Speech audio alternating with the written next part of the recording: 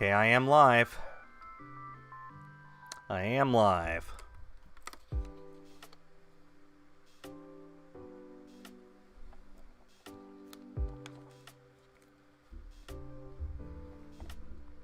And I guess I can get started on Let's Go Pikachu, huh? Searching for that shiny Geodude.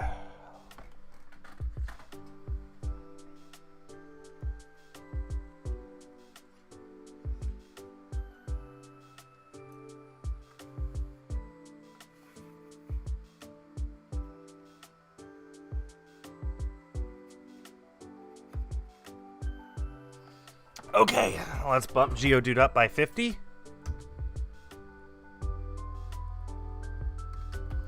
There we go. It is hunting for itself. And with that, looks like people are flooding into the chat. How's it going, YouTube? This is Skull, and welcome to the continuation of our ongoing Shiny Celebi race between me and ThatBaldGamer. As you can see, we are sitting at 3,100 resets now in our pursuit of Celebi, which has the possibility of 1 in 8,192. So we are not quite halfway to odds yet, but we are getting there. This is a race between me and ThatBaldGamer. As I said, a link to his channel is in the description. I highly recommend you check him out, especially if you like people who shiny hunt way more often than I do. And also on the side, I am continuing my hunt for shiny Alolan Geodude in Let's Go Pikachu. I already have one, but I want a complete living shiny Pokédex in Let's Go, so I need another 2, and I'm going after the second one right now. I have 800 trades now, and after this batch is over, it'll be 850. What else to talk about? Well, I'm not actually going to start looking for Celebi until Bald comes back. He is busy streaming on his own. We are both co-streaming together, so it'll be fun to see who gets it first. What am I hoping to happen on Pokemon Day? Well, first of all, I do have a really fun video that will be going up on Pokemon Day. It's already done. It's up on my channel for early access if you are a channel member. Like Chris and By Accident are. So yeah, if you want to see what that video is, become a channel member, you'll be able to see it. Oh, thank you, Explorer. Explover, I appreciate that. Yeah, so what I'm hoping to happen is just an announcement day. I want a Pokemon Direct where they just tell us everything that they are going to be doing this year. We already know about new Pokemon Snap, but that's pretty much it. So I want to have a big day where they just announce all of the stuff that they are doing to celebrate Pokemon's 25th anniversary. That's what I'm hoping that we see. I'm doing really good today, Serato. Thanks for asking. What are the 4 shinies you got, Chris? Go ahead and tell us. Go ahead and tell us what those 4 shinies are that you got today. Yeah, I guess time zones are a little weird because it is currently 3:35 p.m. where I live. For some of you, you just got out of school. There's people who are still in school, but are about to get out any minute now. There are some of you in Europe who are on your way to bed. Time zones are interesting, aren't they? Pokemon Unite release date. Well, we already know that it's having its closed beta next month. I'd like to say beginning March 12 in Canada. So my guess is it'll be coming out in the summer worldwide. We already have some information about Pokemon Unite, and I'm not interested in Pokemon Unite. I just have 0 interest in it, so don't expect to see that on my channel at all. Did Kanto Tour go well? I didn't actually play that much, unfortunately. That day I was busy. Actually, I was busy. What was I doing? I was busy playing Knockout City. That dodgeball game that I played here on my channel a few days ago, they had a second event, and I was busy playing that with J-Man and Crimson Heroes, and I recorded it, and the footage is sitting on my computer ready to be edited for another video. So, unfortunately, I was just doing that all day. I barely had any time to play that. to play Pokemon Go that day. However, I played it enough to get a shiny Diglett, Jigglypuff, and Mankey, so that was nice. Those were 3 shinies I didn't have yet in Go. I wish I could have played it more, I just didn't have the time, unfortunately.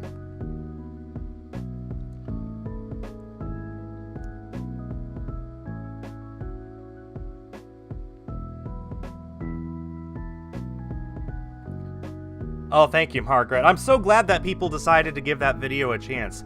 I feel a little bad for kind of guilting people into watching it, because I saw it was sitting at less than 3,000 views before I published the video. Now it's up over 9. So definitely a lot of people went and watched it just because they felt sorry for me. That wasn't my intent with that Splatoon 3 video. Honestly, with that, I just wanted to sit down and talk, and it was more of a vent video than anything. I didn't mean to sway people in one direction or another with it. I just wanted to let people know what I was feeling. And the response has just been huge, and I'm so grateful to everyone for your support. And yeah, I really am looking forward to Splatoon 3 now. It's going to be awesome when it comes out next year. The non-scripted videos are fun for me, but I do miss making the scripted videos.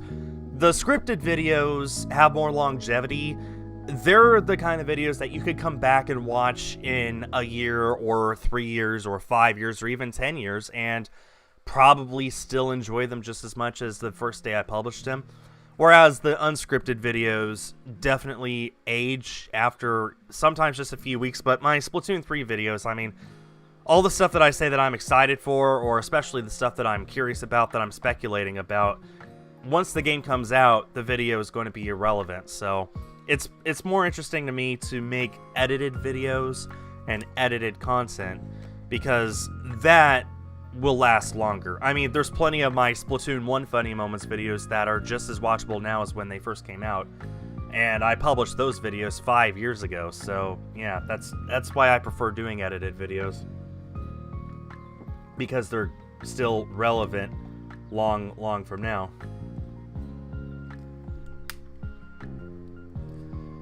Hello! Hi, Bald. Hey!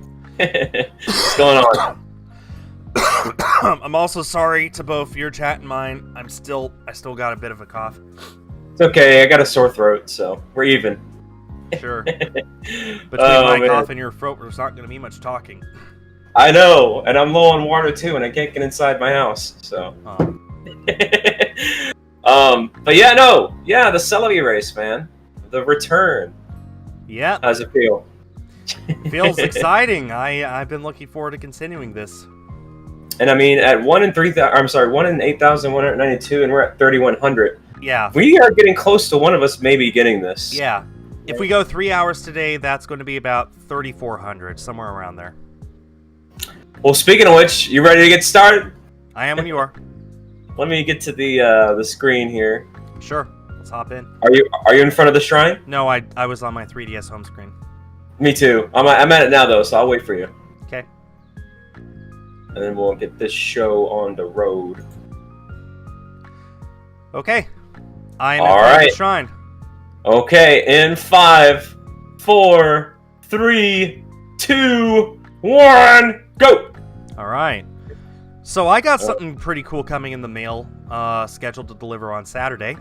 Alright, you first and then me. A high refresh monitor. Whoa, there you go. It's a sponsorship. They're sending me a 28-inch, 165Hz screen. Nah. That's amazing. It's going to be my first high refresh monitor that I'll ever own. That's going to be finally see what the hype is about. Yes, way to go, dude. So are you going to do any like PC game streams and stuff? Probably not. Most of the PC games that I like playing, I love Overwatch. I love I've only ever played Fall Guys like once or twice, unfortunately. And then there's stuff like Among Us where the game runs in 30 FPS anyway, so it's not like that even matters. But you know, it's nice to have a high refresh monitor for, I don't know, Kerbal Space Program comes to mind. Or Microsoft Flight Simulator, that's going to be cool. Playing that with high refresh, that's going to be cool. But I'm more excited just to have it so that I have the option to play things in high refresh, especially when I get a PS5. Because Oh yeah. because then I could have my choice. Do I feel like playing in 4K today, or do I feel like playing 120 FPS today? That'll be So nice. high frame rate or high graphics, basically. Yeah, exactly. And it will differ per game, because I play plenty of games that I'll happily play them in 30 FPS as long as the 4K looks nice. And then for shooter games, you know, you don't even notice the high resolution anyway. So, you know, I do still have Call of Duty Modern Warfare, so maybe I'll try that on my new monitor and see how that goes. The remake or the old one? The 2019. Okay. Okay, what were you going to say? So I have that. Well, you'll probably know where this is going right when I say it, but I have that car connection guy in Florida. Or I'm sorry, California. Wow, I just woke up. Bear with me. Okay, start over. Car connection guy? No, yeah. So Dominic, who's in my chat right now, he actually owns a card store. Card as like trading cards? Yeah. Well, oh wait, I saw the tweet. Yeah. Well, Okay. anyway, no, not the Pokemon stuff. Oh. So he's not the McDonald's one, I should say, but he's actually sending me 2 Elite Trainer boxes of Shining Fates. Oh man. Yeah. I mean, and you could just not open those and sell those if you want. I mean, yeah. Well, I still got. So what I'm gonna do is, if he's sending them to you, you probably should open them. But I know, no, that's what I'm gonna do. But what I got is I still have 4 boxes of like Vivid Voltage, Champion's Path, Crimson Invasion, that I need to open. But I decided, you know what? He's sending me those, which thank you again, Dom, if you're watching. And I was like, you know what? Since I'm a shiny hunter, maybe I should start with that. Because, you know, that would make the most sense. And it's also kind of mildly trending right now. Yeah. So, I think I'm just going to... Mildly? It's impossible to find Pokemon anything in stores right now. Well, I mean, with that set in particular, you know, it's brand new. It just came out on Friday. So, so I think I'm going to start with that. But that's pretty cool. Like, you know, that's crazy that he's sending me that. So. Yeah, that's pretty awesome. I'm happy for you. So that's going to be in the I'm mail. glad I got out of the TCG when I did. I can't imagine trying to collect for that. I know. Oh, it's tough right now, especially. So in a way, I'm kind of glad that I still have. Paul. Yeah, we were talking about it the other night on Minecraft, but I'm kind of glad that I still have those unopened boxes because that means now that I know there's a shortage, I can space them out. Yeah, you can space them out, and probably people are going to be more likely to watch too because it's actually kind of a big thing right now. Right. So I'll start with like 1 box of Shining Fates, and then like I'll just space it out to like once a month or maybe once every few weeks. I don't know, but like. I've been streaming about I'm excited for that because and then of course you saw that tweet for McDonald's. That was dumb because I asked my roommate. I was like, hey, if you have to go out, can you get me some of those Happy Meals with the Pokemon cards? So keyword some, and then they come back. You a dozen, and then he comes back and he gets like a dozen packs and like a million fries and hamburgers, and I'm like, well, what am I supposed to do with this? And like, throw it in the fridge. Well, no, but I'm on my keto diet, so like, that's not because. And we looked it up. 1 hamburger is 29 grams of carbs, which is more than I had in a day. Well, to be fair, that's way less than it used to be. That's true, but I was like, this 1 burger is gonna ruin everything. So like, then I had like an hour-long debate with myself in my chat about should I waste the money and not eat the food or what? But eventually, someone, I'm sure you saw, I made a bet, and long story short, someone donated to make me eat it, and I was like, all right, fine. Yeah. I was like, okay, I'll do it. What you could do, I mean, I don't know if you still have the food, but what you could do is you could just donate it to a homeless shelter. I'm sure they would take it. That's true, too. Or a Salvation Army or something. You know, there's something close to you that will happily take it and give it to people who need that, so... Very true. Only downside is I don't have a car. So. I mean, yeah. But that's true. You have a good point. Bring up a great point. I'm sure that they could still find a volunteer who could come and pick it up. Do they do that? You just call them and say, hey, I have all this food. I can't eat it, but I also don't have a car. So could somebody please come and pick it up? Because I'll just give it to you. And they will do that. They will find a way to make it work. Hang on 1 second. Okay. Bald will be muting himself from time to time to address his chat. As I said, he is streaming on his end, so whenever he says, hang on a second, that's what he's doing. Just bear with him and bear with me, everybody. Enjoy that ad. Yeah, that's fine. Yeah, both of them are locked up. Yeah.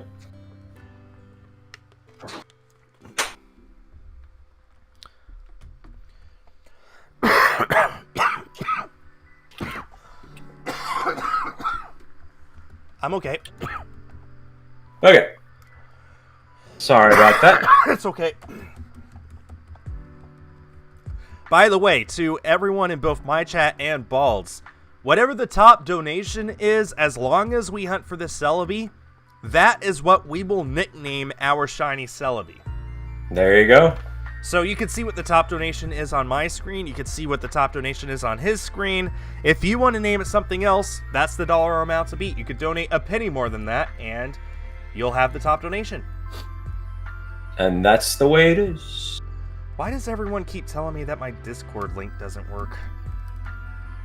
Probably because my Discord link doesn't work. We had to shut it off because we got invaded by a troll fest a few nights ago. Wait, like during the stream? No, just like at 3 a.m., all of a sudden my chats were just invaded by a...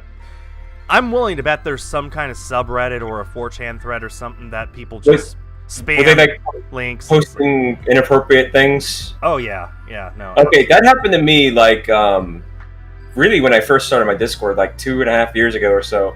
And, it's happened to me every once in a while. Well, that's when we started to put the, there's this option too there where people can't talk for 10 minutes. Yeah, we had that too, but... Oh, okay. It just, we just decided it'd be better to just shut it off so that we wouldn't have to worry about it. But I'll tell you what happens. I think you're on the money there. I think there is some sort of subreddit or something. What happened with us was, it was actually a channel member that was a kid, and their heart was in the right place, but it was really a bad instance. Like, they went into someone's stream and said, hey, can you raid this person's Discord? But it was like a troll channel or something. So, like, they came in and they raided it, and it was like thousands of people with inappropriate. So there's people out there that do that. I know. I mean, I speak from experience. I've been having to deal with floods of trolls since I was 12. I've been moderators for various websites and servers and just forums and just everything. And there's always waves of people who have nothing better to do than to make life miserable. It happens. So... when it happens on my anything on my channel, on my Discord, I just find it's easiest to just shut off the ability for anyone new to join, and so I don't have to worry about it.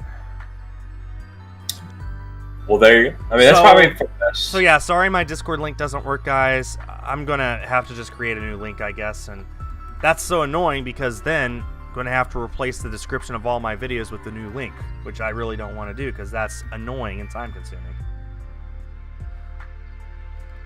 So it's not a priority. And that's one reason why, like, so I have the vanity link, but I don't even know if I want to use it. You know what I mean? Because then, like, you know, people know it's anybody can type it in and get in. So I don't know. Oh, let me ask you something, Rick. What's up? How many times have you gotten this email? Okay. Let me actually find it. A good example here. I think I know where this is going, but go ahead. Because I got so many of them. I'm trying to find an actual example here. Okay.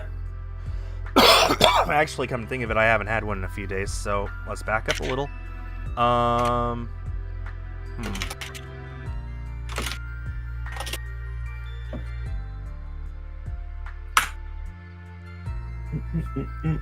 Sorry, I should have been more prepared for this. No, you're fine.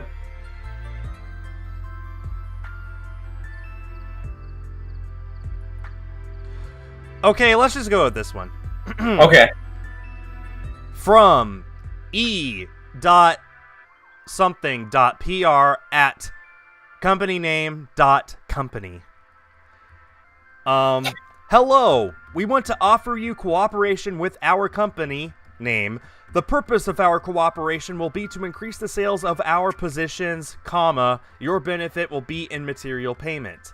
You will need to advertise our new collection, name of collection. We are prepared to offer up to $1,000. Please contact us via WhatsApp so we can continue negotiations. It's always, you know, it's bad when it's WhatsApp. It's always WhatsApp, and the reply email is always not a .cz or something. It's like it's never a real email. It just sucks because, like, as a YouTuber, you expect to get those advertisement opportunities, but 99% of the advertisement offers that I get in email are fraudulent. There was a really good-looking one that I got last month that was, like, from Ubisoft, hey, would you like to play Far Cry 6 early? We're happy and ready to pay you, and it looked really legit. Ubisoft themselves had to publicly say, no, that's not us. Don't pay attention to it. Wow. Yikes. So, I just big hate yikes. that. Yeah, how many of those emails have you gotten lately? I get them quite a bit, and actually, what's weird is, and I was tempted to make a Twitter post about it, but then the only reason why I didn't was because there's no 100% way for me to know if this one was real or not, because maybe some companies do that, but I doubt it.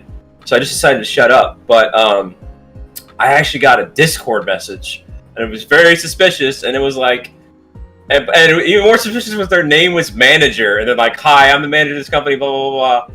And like, I was like, okay, and I never even replied to it. I just left it open. That is, I mean, I've never gotten a Discord thing, but I have my DMs closed anyway to only friends of friends, but... Right. Man, that just super shady. That could have been real, but... That's what I mean, like, that's why I didn't say anything, but I doubt it. I highly doubt it. Yeah, no, I doubt it too, because here's why. Man, what's the word? Archives.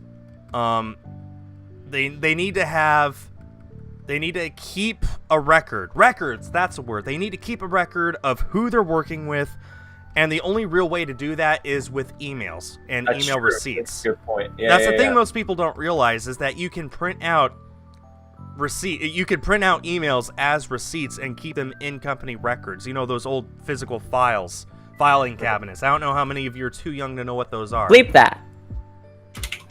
But yeah, that's the main reason why companies prefer email, is because every word that's used in an email can be kept on record, especially if it comes to advertising where money is used. Man. I have someone that said filing cabinets still exist. As long as there's boomers, yes. Chat, thank you for the $1.41 donation. Nom nom nom. Very much appreciated. What will be in store for filing cabinets? But I mean, I'm sure like libraries and stuff will still have them. Yeah. But, yeah, and my last job that I had before YouTube, part of my job was to sort through the filing cabinets and try and organize it a little better than it was. So, pretty much any company worth their weight will keep physical records. So, right. Especially if it's a company that will pay you to advertise for them. This Right. isn't like some Etsy store or something. This is a company that has cash, they have a product, and they're willing to throw their cash at you to get their product out there to earn them more cash. So they will keep records. Well, yeah, but no, I get those emails from time to time. I actually have one that's actually sent me, like, they've been fairly aggressive. Like, they send me a reminder once a week, and I'm like, and I haven't replied or anything. You see, it's the companies that send me reminders that immediately tell me they're a little more legit than the others. I mean, that's true, but, like, even so, it wasn't something that I was truly interested in anyway, but it's like, Yeah, I like the first big scam that I actually fell for was a company asking me if I was interested in reviewing a video editor, and this is when I was starting to have problems with Sony Vegas, and I was like, yeah, sure, and we'll pay you $5,000 for it. $5,000, all right. They gave me a link to a developer version of their software, and I downloaded it, and my firewall refused to install it. And I sent them a message like, hey, my firewall doesn't like this. Can you maybe just give me a free key and I'll just use the peasant version instead? And they said, no, we're only paying you for the developer version. I'm like, okay, well, this isn't going to work. Bye. I'm so glad that I have antivirus installed on my computer. You know, when you've been on computers your whole life, you tend to think you're pretty good at avoiding viruses, but trust me, stuff falls through the cracks. Oh, yeah. Falling through the cracks. So here's some news for you. I finally started to watch... Book collecting sounds pretty fun, Delightful. I hope that you have some fun stuff. Computer. You know, I'll play on my TV.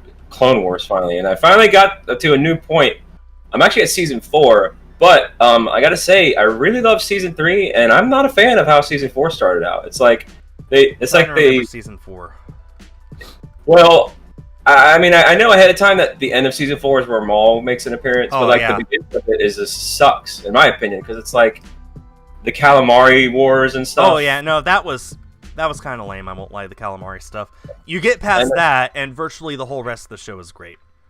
Okay, well, because like season 3 was like, well, the second half of season 3 was like, man, bam, bam, the overlords, like with all that stuff and figuring out that Anakin was the chosen one, and then the father, the son.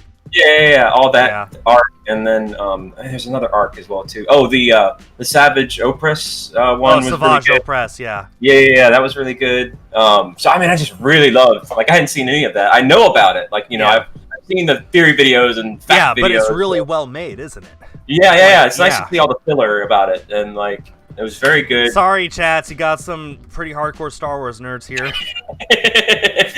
So I was like, yeah, this is pretty good, but now I'm like, I haven't watched it in several days because I was kind of turned off by the calamari arc, but yeah. Oh man. Okay, I think I got one more Geodude left to trade. Yep, that's my last Geodude. Vader, have you seen Rebels? Yeah, I've seen most of Rebels. Pretty much everything except maybe half of season 3.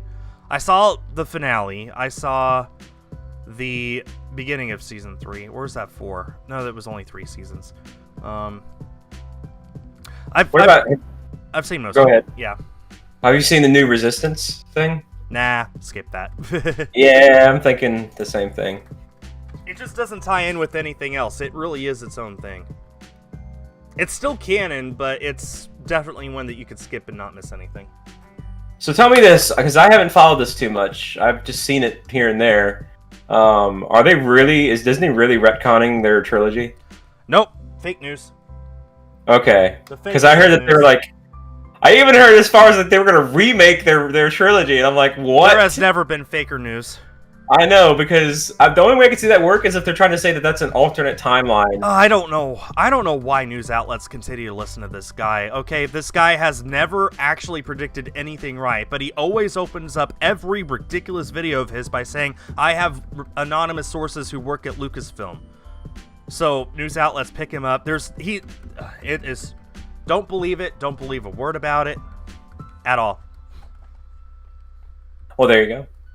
Let me give you an idea of how stupid this guy is. This is the same guy who said that Episode 9, the whole plot of that, this is, of course, before Rise of Skywalker. This is basically right after 8 came out. He said that Episode 9, the plot would revolve around DJ, the Benicio del Toro character from The Last Jedi, who, in fairness, was a pretty interesting character. That's weird. They said that he got in trouble with the Hutts, right? And everyone would go and save him. And while they were doing that, Kylo Ren would try and take over the Hutt cartel by himself, something like that. And it would all fail. And he said that the movie would end with everyone gathering together and talking about the morals that they learned today. That you lost me at like the character being caught, because why would they care? Because he betrayed them. So freaking moron. Like, that makes no sense why they would go after Benicio del Toro's character at all. So his character was one of the few things about The Last Jedi I liked. Right, but like he did nothing for them, and I don't think they care, and I don't even know how they'd hear about it. That's what I'm talking about. The whole premise is so stupid. And yet people were reporting it as this could be the plot of Episode 9. I'm like, you guys are stupid. Yeah. Stupid. I still remember when like Episode 7 came out, and like, people were just theorizing who Rey's parents were, and I remember just like many of us were laughing at the people that said Palpatine, and then it ended up being right. That wasn't the plan from the get-go. If it I know, that's what's so wild about it. I feel like they just sat down, they had a board meeting, they're like, all right, let's go through all the fan theories and pick one. And then they went I through it. don't know and what like, they were doing with 9, honestly. It like, really did feel like they were like looking at the web and saying what, let's pick 5 of the most popular fan theories and just throw them into a film. It really felt like that, which is sad because I could hate 8 all I want, but at least it was a film that I wasn't expecting. I don't like it. It's my least favorite Star Wars film, but I will happily say that it was more original than 9. 7 was great. We could all agree 7 was great, though, right? The saving grace for me about 9 is I do think I like the action of it. Like, it's a very good. I like 9 a lot. I thought that it wrapped up the series in a great way, but I haven't seen it since the last time I watched it in theaters over a year ago now, like a year and a half ago almost. Just because every time I think about it, I think about all those people who are telling me, it's such a bad film, almost as if I'm not allowed to like it. I can't bring myself to watch it. Just embrace it. It's like me. Like, I don't mind telling people my favorite is Revenge of the Sith, Episode 3. And people are like, at least people will agree that's the best of the prequels, so... Well, but even then, people are like, your favorite is a prequel one? And I'm like, well, dude... Well, people tell me, like, my favorite is 7. Like, your favorite is a sequel one? It's like, if your favorite isn't Empire, then, yeah. Empire is my second favorite, but I think... I like Episode 3 because it's the story. It's the final chapter of Vader. It explains how he turned. It's got the best lightsaber duels by far, still to this day. Because the sequel trilogy didn't really do much with that, but like the prequel trilogy or the Revenge of the Sith was just action packed with lightsaber duels and like, and then the music's great and just it was very cool. It had its ups and downs. Like some of the acting during it was kind of wacky, but for the most part, it was just very well put together and just it had a lot of action, which I look for in movies like that. So like, I loved it. That's my favorite one. So that's me though. And I'm sure, if Empire Strikes Back came out around this century, maybe with the effects the way they are now, that probably could have been a lot better as well too. Especially one movie that would really benefit from that is A New Hope, because one reason why I love A New Hope, it just got the series started. We wouldn't have Star Wars without it, but I can never look past now at this point in time. The fact that Obi-Wan's lightsaber duel is like, this sucks. It has not aged well at all. So like, have you seen the fan-made reshoot of that scene on YouTube? Yeah. No, they did a good job. It's yes, amazing. Yes. Guys, we have 70 people watching the stream right now. Holy cow! Thank you so much. Yeah, that I can get into it, and then that scene happens, and then I realize, wow, this is old, and like not that there's anything wrong with that, but like it really dates the film. That one fighting scene in particular. Hey, but I like it though. Yeah. You know what else I like? What's up? The sponsor of today's video, Raid Shadow Legends. No. They did sponsor me once, but that's it, so. I haven't seen them sponsoring videos lately. They probably realize it's not helping them out much and they're wasting their money. It's possible. It's also possible they're waiting for a big campaign or DLC or something. Maybe a big event coming up and they're just waiting for that instead. Maybe.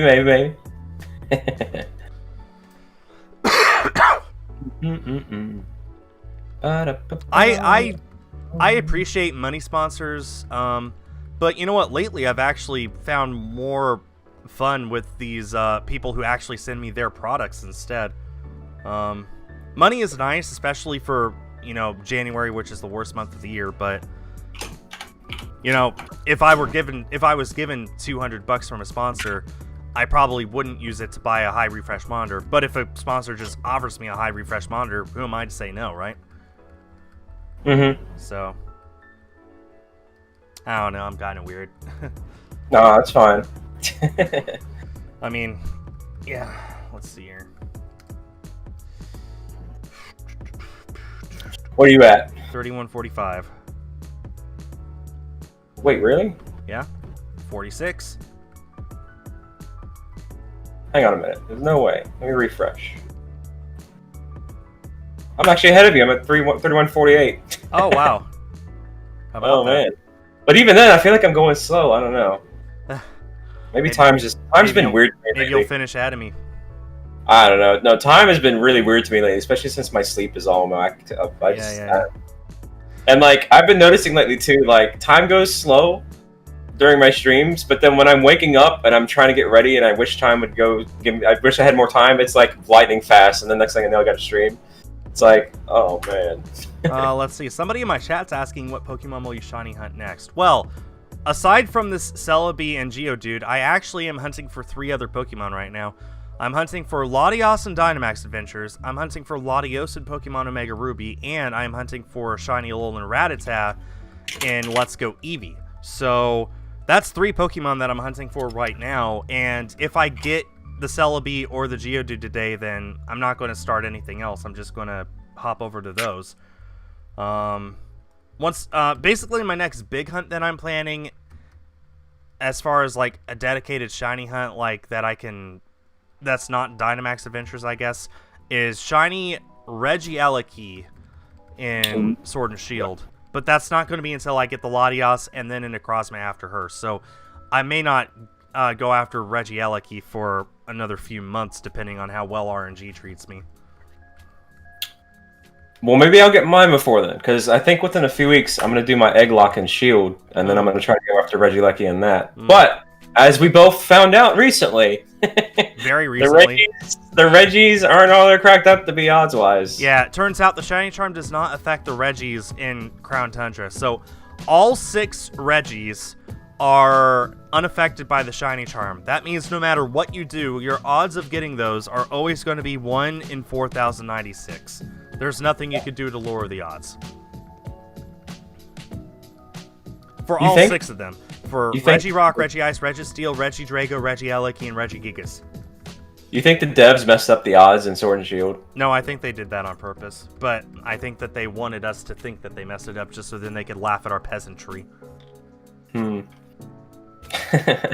Look at those people. They don't even know. They don't even know how much time they're wasting. Oh, man. I really, really, really hope we get some shinies in Snap. I really think new Snap would be cool. And I really think that would be the easiest way, even dev-wise, to add replay value to it. Like it would. I agree. Yeah. Because I feel like it's going to be another short game, but the way that they could prolong it is just give some sort of odds for a shiny Pokemon. So I don't know. What brand of water I got? It's whatever was cheap at Walmart, honestly. I don't know if you guys heard. There was a winter storm that went through Texas. All of our supplies are just gone. In fact, I'm better off than most, but even so, my Walmart was just completely out of water. So when I'm done with this bottle, I gotta remember to not crush it and to fill it up with some tap water. So how was that, by the way? Like, did it get Well, for me, I was fine. But right. I was far better off than most. My house was probably in the top 1% of the best off homes possible because we only lost power once. It was only for 5 hours and it was in the middle of the day. We just lit a fire log and waded through it, and the power never went out again after that. We have our own well, so the water was never tainted. We have propane instead of using electricity for heat, so our bill is going to not be nearly as high as everyone else's. And my wife was the only one of the house who worked, and she was always super careful going to work. In fact, she stayed overnight at the hospital once or twice just so she wouldn't have to drive home in the ice. So it was annoying, but we were way better off than a lot of people. I have friends who are 50 miles south of me that still don't have water or heat in their homes. Is it closer to the south that's having the big problem? No, the worst problems are up in the Dallas area. I'm in Houston, which is 200 miles south of Dallas, and we've still got issues. So it was just the whole state is just one big disaster. I'm so glad that the president called it a national disaster, a crisis, or whatever it's called. Basically, directing all the relief that they can in our direction, because there's a lot of people who are going to need it. Right. Well, hopefully, they get it together soon. The longest I've been without power was, formerly I was in Nashville, but before that, I was born and raised here, and so there was that hurricane in 2012, and I think it was 2012. It might have been 2013, but Yeah, the power was out for me like for 9 days. Yeah. So No, the worst that it's ever been for me for power was a hurricane. Everyone knows Hurricane Katrina in 2005, but there was another hurricane that year that came a little later called Wilma. That's the one that hit us. Katrina hit New Orleans. Wilma hit us. And that knocked out our power for at least a week, probably more. I just remember after a few days, it was just unbearable because it was over 100 degrees every single day outside.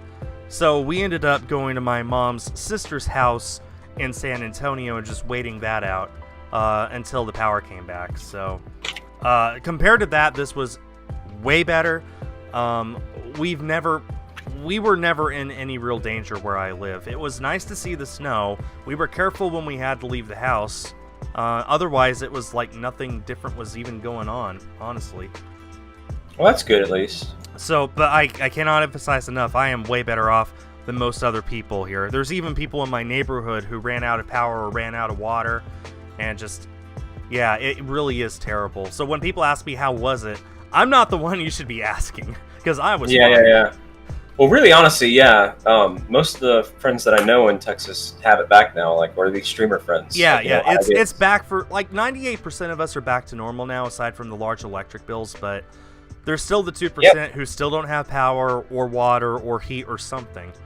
Right. I mean, heat is less of an issue now because it is over 70 degrees again, which is nice because the lowest it got was like 4, which has just, it's never gotten that cold in all of recorded history there, so yeah. It's crazy, man. Weather. Why are so many people asking about my Discord server? My server has been dead for a year, and now all of a sudden I get a dozen people in the stream asking me to update it so they can join. I don't get it. Well, there you go. It makes me suspicious. Nah. Why do so many people suddenly want in my server all at once? Nah, you guys are fine. So, question: do you think there's going to be a Pokemon Direct on Pokemon Day? On a Saturday, I would say no. But maybe on Wednesday or Thursday. So still this week, yeah. I mean, they made it clear they were going to have a big Pokemon announcement the week of its 25th birthday. So there's going to be something this week. Whether it's a Direct or something else, I don't know. I would love a Direct. I would love like a half-hour-long Direct where they just tell us everything they're planning on doing this year. New games, celebrations, all that stuff. But is it going to be a Direct or is it just going to be like a 2-minute video? I don't know. I feel at least be a Direct, because Nintendo likes to remind people, even if they don't need reminders, that hey, this game's coming out, you want to buy it. So I think there will be something. I don't think it'll be Saturday, just because Saturdays are like weekends are like holidays in Japan, right? They just don't do business on Saturdays. Right. And I don't see it happening Friday either, just because that's right before Saturday. But I could see something happening Wednesday or Thursday. Probably Wednesday would be more likely. I would have said Tuesday, except that's tomorrow, and I think if something was going to happen tomorrow, they would have announced it by now.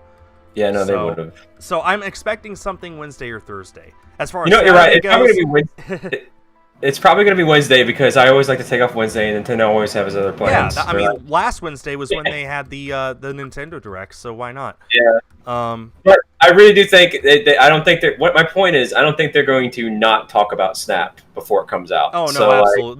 They're going to talk about it at least a little bit more.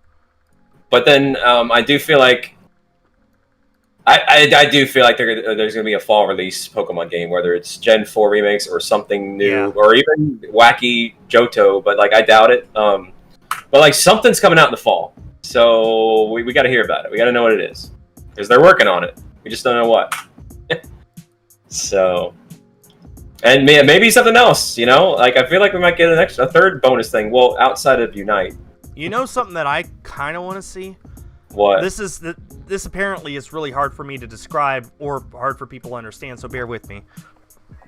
Brand new games that are not related to Sword or Shield and are not Gen 4 remakes, but are still part of Gen 8. Okay, so like a spin-off? No. In the Galar region? Main series.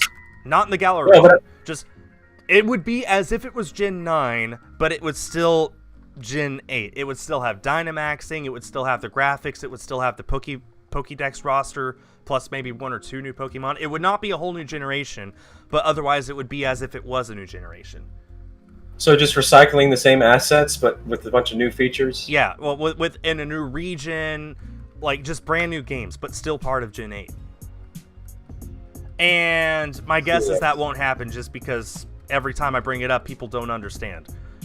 I think that Diamond and Pearl remakes are most likely to happen. I wouldn't mind Let's Go Johto. But when I'm trying to think of what they've done in the past when they've celebrated big Pokemon anniversaries, for the 10th anniversary, they released Gen 4. For the 20th anniversary, they released Gen 7. So I'm just thinking for the 25th anniversary, it'd be kind of lackluster to have this probably the biggest milestone Pokemon's had yet, and have it just be the same games that we've already had. I don't know. Maybe I'm alone in that, but I don't know. I want something new, but I also don't think that Gen 9 is going to happen. I think it's too soon for that. Just wait till you see this. Hang on a minute. I'll wait. I'm gonna DM you. Hold on. Here you go. I'll wait. Hurry up. Oh. Okay. Well, don't mind if I do. Sure. Okay. Yeah. Because we could totally control that. Yeah. Oh man. I'm at 3168. You're at 3168. I'm at 3171. Okay, so you are indeed ahead of me. I'm hanging in there. Yeah.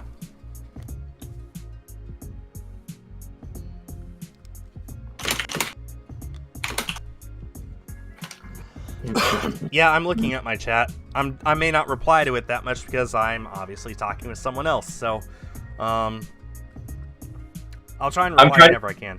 I'm trying to do a better job too at typing during the Celebi transition where he flies down, so that saves time too. Yeah, it does. You know, because it is a decent, like it's about a 5, 6, 7 second transition. Guys, we got 75 people watching. Holy cow! Thank you so much. It's actually close to Tony is asking, are we fans of Mortal Kombat? Did we see the trailer? I did not. I'm not particularly a fan, but all the friends that I know who are fans are thinking that it's the best thing ever made. So no. I saw it. I remember it was trending like during one of my previous streams, and like I was so excited to watch it after the stream ended. And I watched it, and I was like, oh my god, this is actually really good. And they reused the music that was from the '90s film in the trailer. Yeah. Hang on one second, real quick. Go ahead. Guys, we're up to 85 people watching. Thank you.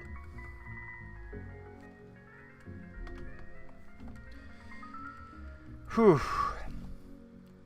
So if we end at 3,400 today, then we'll only be maybe 2 weeks away from half odds. That's pretty cool.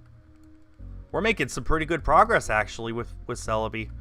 I mean, ideally, one of us would get it, or both of us would get it this very stream. The thumbnails for my videos are always great. Well, thank you, Derry. I have my artist make all of my thumbnails for me, all the art for my channel. A link to her Twitter is in the description. I highly recommend you guys commission her if you ever have the opportunity and the money. Always makes high quality stuff. I've commissioned her to do stuff outside of my channel just for myself. And she's my friend. In fact, on my Facebook feed, it came up that 3 years ago was, today was when we went to New York for vacation, so that was pretty fun. She came with us because she's a huge Frozen fan, and the whole reason we went was to watch Frozen on Broadway on its opening night. So, yeah.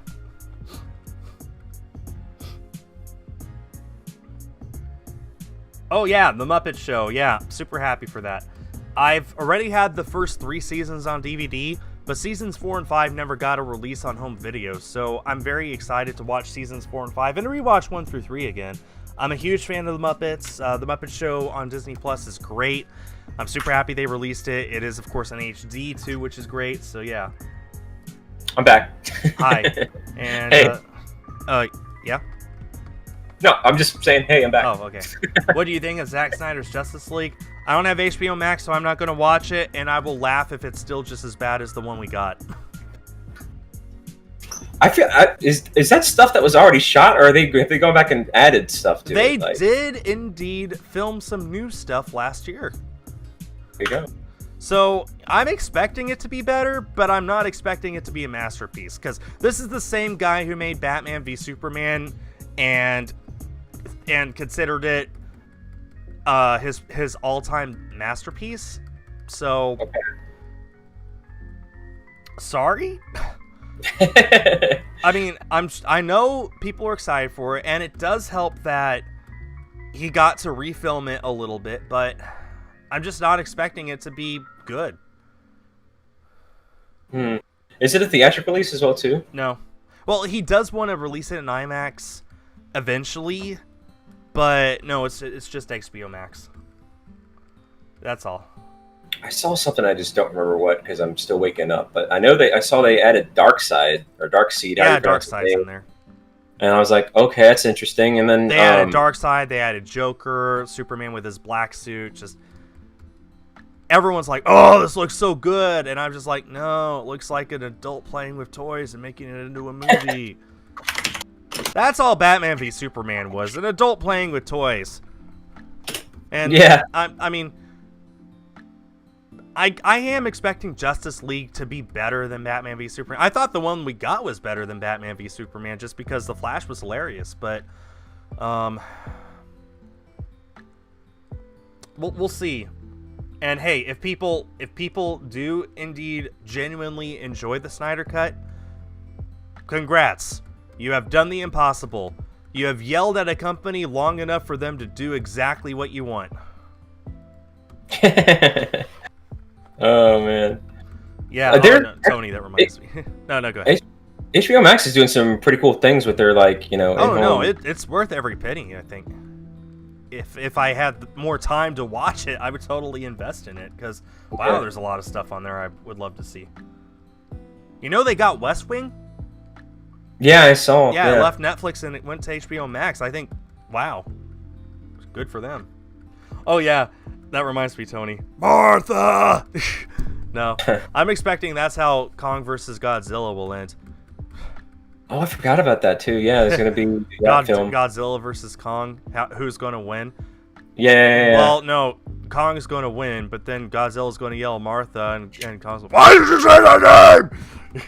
That's how it's going to end, people. No, but I am expecting Godzilla to win. Oh yeah. I do think Godzilla will win. And you know what? What?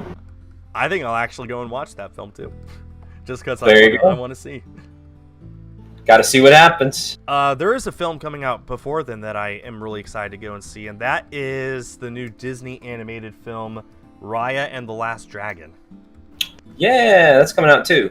Yeah, March 5, I think, March 4, one of those. So, yeah, I'm looking forward to seeing that. I always love Disney. Disney's animated films for the past 12 years now have just been perfect for me. So, I'm really looking forward to it because I know it's going to be great.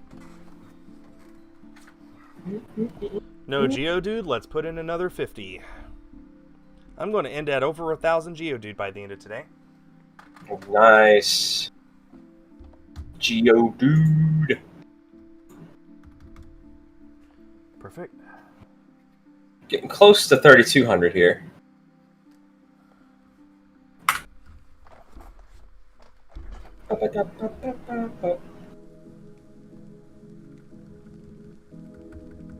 Well, the director has said that in previous confrontations between Godzilla and Kong, and because you know that's been a big thing in Japan, right? The Toho films.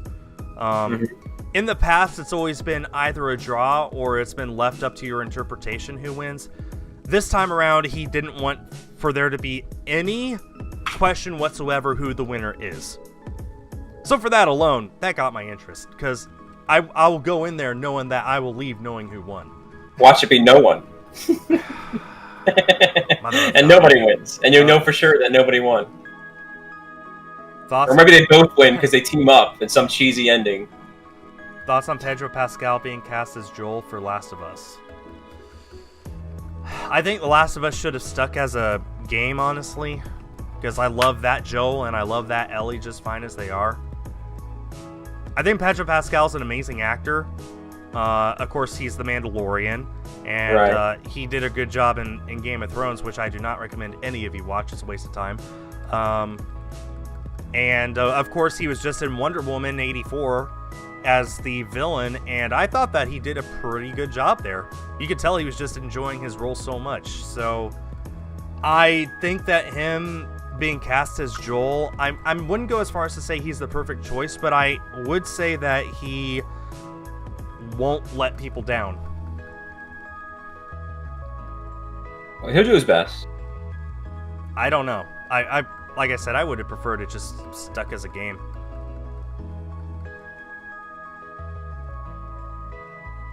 Did you ever finish part 2? Of what? The Last of Us. Yes, I did. You ever going to play it again? No. Why? So. I didn't think so. It's like every person I've talked to have all said they're happy they played it, but they never want to play it again. Well, I'm usually, especially for story-based games, I'm usually not one to play them again, especially if it has like a clickbait or just cop-out New Game Plus mode. Yeah. There's very few exceptions, which, especially back when I trophy hunted on PlayStation, but I don't really do that anymore, but like, yeah, no. I mean, it's good though. It's really called The Depression of Us. Yeah, that sums it up. I played the first game. I loved it. I thought it was amazing. Like, genuinely a masterpiece, one of the best games ever made. I'm scared to play the second one. Yo! I don't know. It's not as bad as people made it out to be, so it definitely exceeded my expectations. I mean, I wasn't, yeah. But, I don't know if it's necessary, is what we're getting at. Yeah, well... So. And you could make the argument that no game is truly necessary. Well, that's true. I will say it's kind of buttered up for a sequel, so we might even get a Last of Us 3. I don't know. I wouldn't doubt it. Naughty Dog could make it known they could make a pancake simulator and it would sell. 3188. So, all right, we're neck and neck. How bad is the Mario Brothers movie? I would dare say it's under the "it's so bad it's good" category. If you go in knowing that it is a bad film, you might find yourself enjoying it. Especially if you're like my age or Bald's age, where you grew up during the era when it came out, and you can relate to the humor and to the set design and to the acting and all that stuff. You know, it's like, yeah, that's pretty much all I can say about it. And that's about the most positive stuff I can say about it, frankly. Which do you like better that's so bad it's good from that same time period? Super Mario Brothers film or The Wizard? Oh.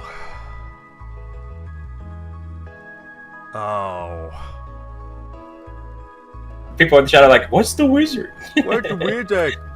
It was a movie that was used solely to promote Mario Brothers 3.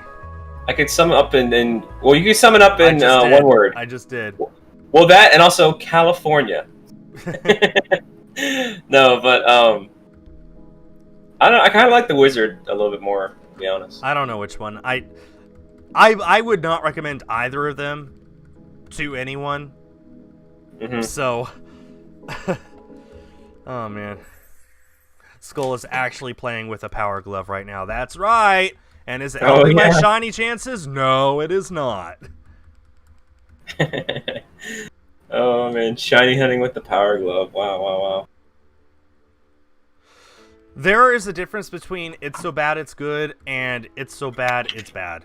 Like, if you want to talk about "it's so bad it's bad," we could talk about The Last Airbender, for example. If we want to talk about "it's so bad it's good," we could talk about I don't know, Little Shop of Horrors comes to mind for some reason. So what now? The original, not the other one. Not the. When you say the original, do you mean like the black and white one with Jack Nicholson, or the one? Yeah, with, the black and white one. And you just turned up your 3DS audio. Did I? Oh, I did. Yeah. Or the. Okay, so you mean? I mean the black and white one. I would call that one so bad it's good. The newer one, the one that was made by Howard Ashman, I would call that pretty good. Just straight up good. Yeah, the one with Rick Moranis. Yes. Yeah, that's a good one. I would just flat out call that good. Bleep that. The old one not so good. Thomas, thank you for the Not that many people even know about the Good old luck one. with And that was one of Jack so Nicholson's first films. Yeah, it was. I can only ever take him seriously when he's playing crazy people. What's with that? I don't know. I mean, One Flew Over the Cuckoo's Nest is really good. It's a really good film. But I mean, like, the films that I've seen him in that I liked him the most. Batman 89, The Shining. Yes. Oh, what was that other one? You Can't Handle the Truth. I didn't see that one, but I know the reference. Good Men. Yeah. That one. I can only ever take him seriously as an actor when he's crazy. Yeah. Which is funny, because in real life, he is, like, he's okay. Anyway. Unless he's at a Lakers game, and then he gets crazy. Well, I mean, who doesn't, so. Oh, man. That's another thing I always knew him from, was like, because back when I used to watch basketball, he was always at the Lakers home games. Yeah. He was always there, and like, always like getting in it with the refs and stuff. Yeah.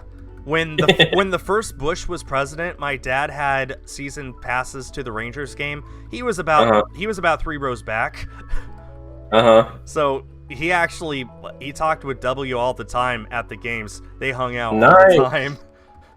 Nice, that's pretty cool. He told me that he was just happy when he got to the point where he could walk past the Secret Service and they just gave him a quick nod, like, yeah, we know you're good.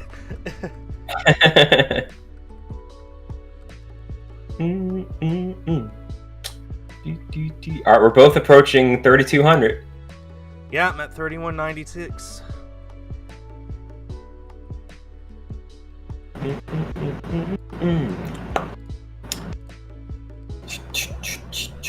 My days. I hope one of us gets to stay, but the odds, I don't know. If anybody's just tuning in, yeah, this is we're both using actual 3DS hardware. Yeah. We have capture cards in it. They're plugged into our computer. We're soft resetting on Pokemon Crystal from the Virtual Console. It's the only way you can get a legal one via this method, outside of like Pokemon Go or something. But yeah, no, we're the odds are 1 in 8,192, so it could be a long one. There's no shorter way to do it. Like, there's no charm here or anything like that. Nope. What you see us do, this is the only way to do it.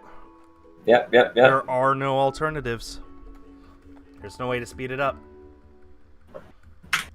You keep getting ads because I play an ad every 15 minutes. You sitting that is what pays me for my job. Oh, the Shining Latias just gave me luck. Well, thank you very much. I wish that you would give me that kind of luck when I'm actually shiny hunting for Latias, but thank you so much. Oh, man. You won't believe how many people I've helped with Zapdos. You told me 21. Event. It's whack. And what's funny is I've actually had longer ones, like Ho-Oh was 275, but not that many people got it. Zapdos is like... Everybody's getting it. Yeah, it's like... And now I'm like, oh, come on, man. But I mean, I like helping people out, but now it's starting to be a rub-in. It's like, okay, where are you at? For a second, you thought this was on Game Boy. Well, Crystal was originally a Game Boy Color game. In fact, it is the only Pokemon game that is exclusive to the Game Boy Color. All the other GBC games could be played on the original Game Boy, including Gold and Silver. Just hit 3,200. Me too. Well, 3,201. Okay, so Scorch, you're not wrong. This is a Game Boy Color game, but it was re-released on the 3DS Virtual Console, so we're playing it on 3DS because, well, there's a few reasons. One, this Celebi event did not exist on the original Crystal. It was added solely for the Virtual Console re-release. And secondly, even if it was on the original games, there's a few reasons why you wouldn't want to hunt for it there. The biggest reason is you can't transfer it up.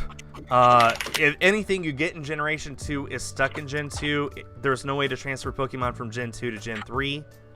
The second big reason is the battery will die, and it dies faster in Pokemon Gold, Silver, Crystal than any other Pokemon game.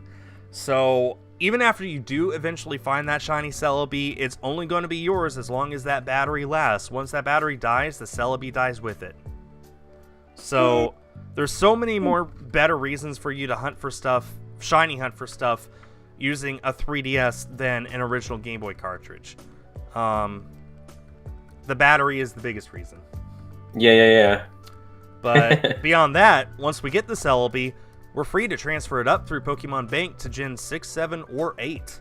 I'm planning on sending my shiny Celebi to my Living Shiny Pokédex in Pokemon Y, and ThatBaldGamer will be sending his all the way up to Sword and Shield.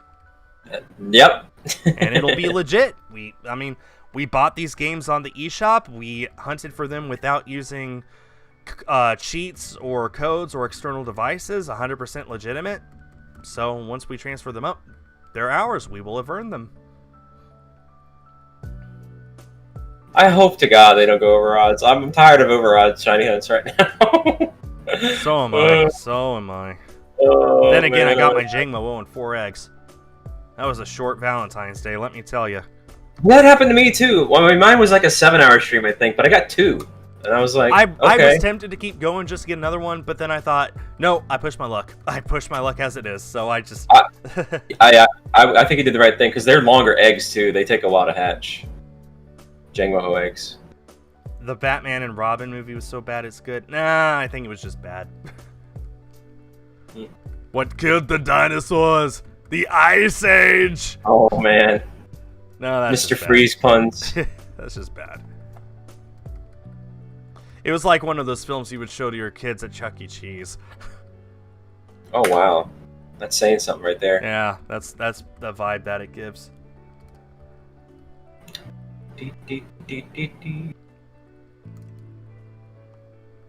But yeah, all of the Generation 1 and 2 Pokemon games you could buy if you have a 3DS. You could just go to the eShop and buy them right now. They're $10 a game. I bought all of them at one point or another. What were we saying? Hey, what's that? So here's one for you. Backtracking just a little bit. How short do you think Pokemon Snap's going to be?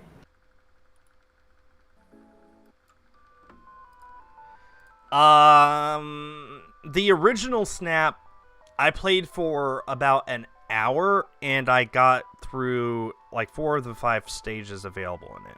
Does that include the bonus? No. Okay. So, I think realistically, you could start from scratch in Snap and finish it completely within 2 hours or so. I mean, yeah, you can speedrun that game very quickly. Yeah, it's easy to speedrun. The main appeal of it was to be a blockbuster rental game, not necessarily a game that you would have bought.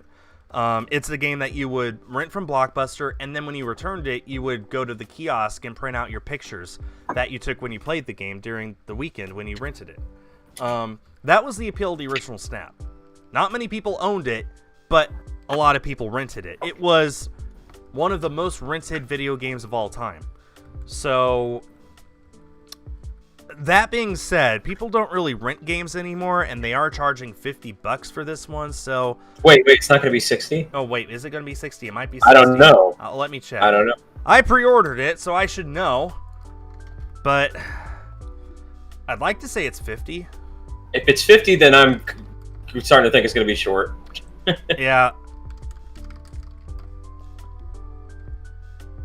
Okay, it is 60. Okay, well, it's still probably going to be short. So it'll be short, but I could see them giving us maybe 10 hours worth of content without having to replay it or anything. I mean, Age of Calamity was a $60 game as well, but I am pretty sure I rolled credits within 12 or 15 hours, something like that. Well, but that has a lot of replay value, though. It does. It has a lot of replay value. It's having the expansion pass that's coming out, which I don't know if I'm going to get or not. But new Pokemon Snap. I don't know. I just don't know. I don't know what to expect. I don't have a clue. But is that an April release or March? Because I thought it was March, but then it got delayed. No, it's always been April. Okay. Well, there you go. March is when Pokemon Unite comes out. Oh, that's right. Are you gonna play that? No. I might give it a try, but like I'm not really particularly a fan of the League of Legends like style of game. I don't know. Me neither. I'm not a fan of Tencent being the one who made it. I don't know. I mean, I don't know. We'll see. But I'm not. I know I'm not really super excited about it. Oh yeah, Fall Guys is coming to Switch. And that was. By the time it comes out, it's gonna be in the summer. It's like a year late to the party, which is already a died down party. I know. Like I only ever played it the once or twice. That was it. Which it's a shame because it's a very fun game, but I'll tell you exactly. We were talking about this earlier with Pokemon cards, but you could blame that as weird as it sounds on YouTubers and Twitchers. Because, yeah, exactly. Because they moved on to Among Us.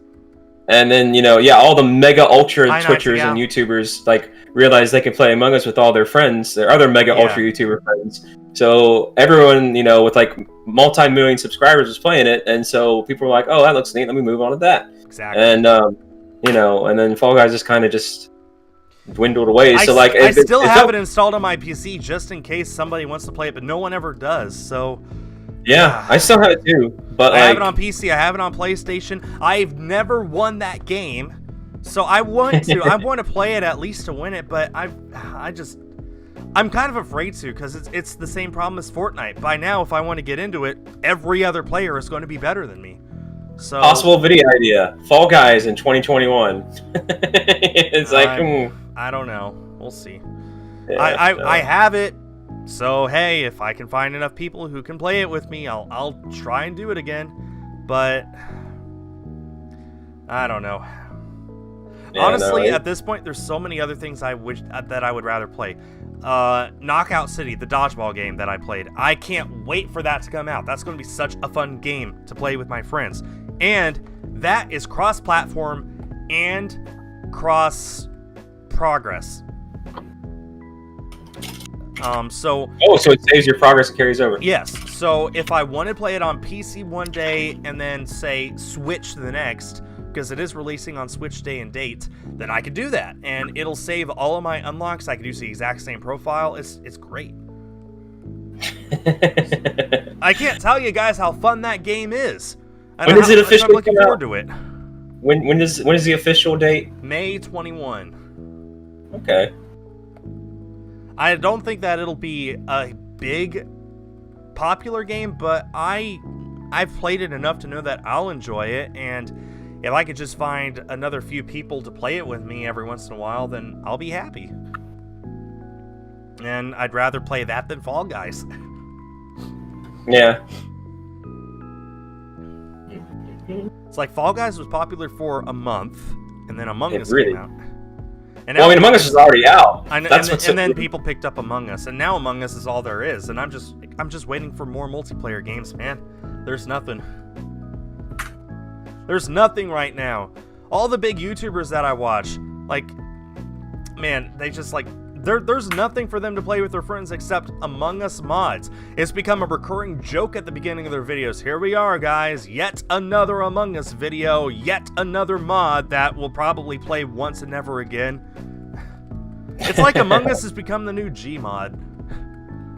Just the fallback for people to play until there's something new to come out.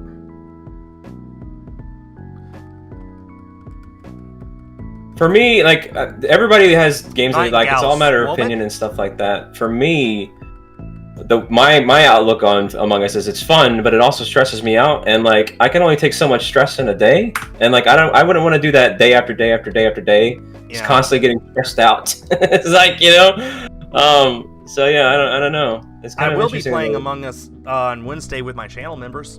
But that's cool. That's cool. But yeah, it's kind of silly that my channel members are the only ones that I can play with anymore. No one ever wants to play with me. That's not true. That's not true. And then, of course, we got Splatoon 3 coming out. So how about Nick It? We do have Splatoon 3, but that won't be until next year. That's true. It's going to be a while. I'm both excited and nervous for Splatoon 3. So am I. I think I'm more excited than nervous, but yeah, so am I. I'll tell you what though. I wasn't planning on doing another Switch for Kids, but now I'm going to do one. Nice. I feel like because I feel like we were really close to 50,000 total raised with that, and I feel like if I can time it right with Splatoon 3, we can make that happen. That's great. I think that's a great, a very worthy goal. So I'm not going to do one again this year. I'll wait till Splatoon 3. So Splatoon 2 is done with Switch for Kids. But by the way, did you successfully give away that extra PS5? I know I have the winner. I just haven't mailed it out yet. I'm waiting to do my taxes because I haven't gone out of my house since October. Okay, well. so pretty soon here, I'm going out to do my taxes because I have to have an accountant. So yeah. Okay. So I'm just gonna make it an all-for-one trip. I told them just to be patient, and they're working with me there. But like, yeah.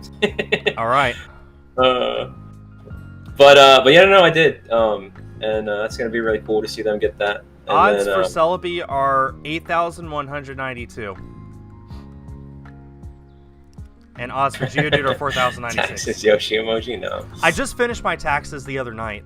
We're getting a nice fat check, which I am going to put away towards the moving fund. Nice.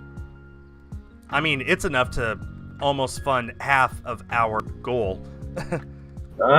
Nice. You know, it's really nice. Texas does not have income taxes. So having those automatically withheld means that we get to see all of that every April. Man. I need to move. Because, yeah, I'm going to end up owing probably... Oh, no. Say it ain't so. Yeah. No, although, now that I think about it, it's probably going to be a little bit less than it was last year. Because last year was different. Because I did take out... I did take out my 401k because I decided I was never going to have that again, probably, if I stick with YouTube. And, you know, after a certain amount of time, it rolls out into like an IRA or something anyway, or annuity. I forget what it was, but eventually you got to move it anyway. And I was like, you know what? Let me just take it. But they tax me heavily on it too. Dang. So, but yeah, no, I mean, it's better in my bank account, I think, at this point. But yeah, no, so it might be a little bit better this year, but still. If you earn money, you have to file taxes. That's the law.